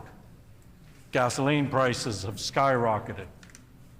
Every cost that the average Manitoban has gone up. And for 7 years, this government, at best, did nothing, and at worst, helped make those costs go up. They jacked up hydro rates unceremoniously. Hydro now is making money. It's a profitable company. Do we need to have a government that says, irregardless of profit, we're going to jack up your hydro rates 2%, 5%, whatever the number is this week? No, we don't. People know that. Particularly people in the north who don't have natural gas, who heat their homes with hydro, know that once again this government has treated people in the north unfairly. They know that this government has been bad for people in the north, but people in the south know that now as well. People in the Interlake know that the systems that need to be in place for them to be able to live and work and survive in the Interlake, they know that those systems aren't there, whether it's healthcare, transportation. We know that they're so short-staffed with snowplow operators that the new mentality is just shut the highway down and fine anybody that has the audacity to try and get to their medical appointment, which they probably waited for months and months and months, and now they'll have to start the clock over again if they don't get on the road and try and get to wherever the care is, the care that isn't closer to home, contrary to what this health minister and this government keeps trying to convince people that it is. Nothing could be further from the truth. People know that. People know that basic services that they used to be able to have. When this matter is again before the House, the honourable member for Flin Flon will have 25 minutes remaining. This House is the hour being 5 o'clock. This hour's, the House is adjourned and stands adjourned until 10 a.m. tomorrow morning.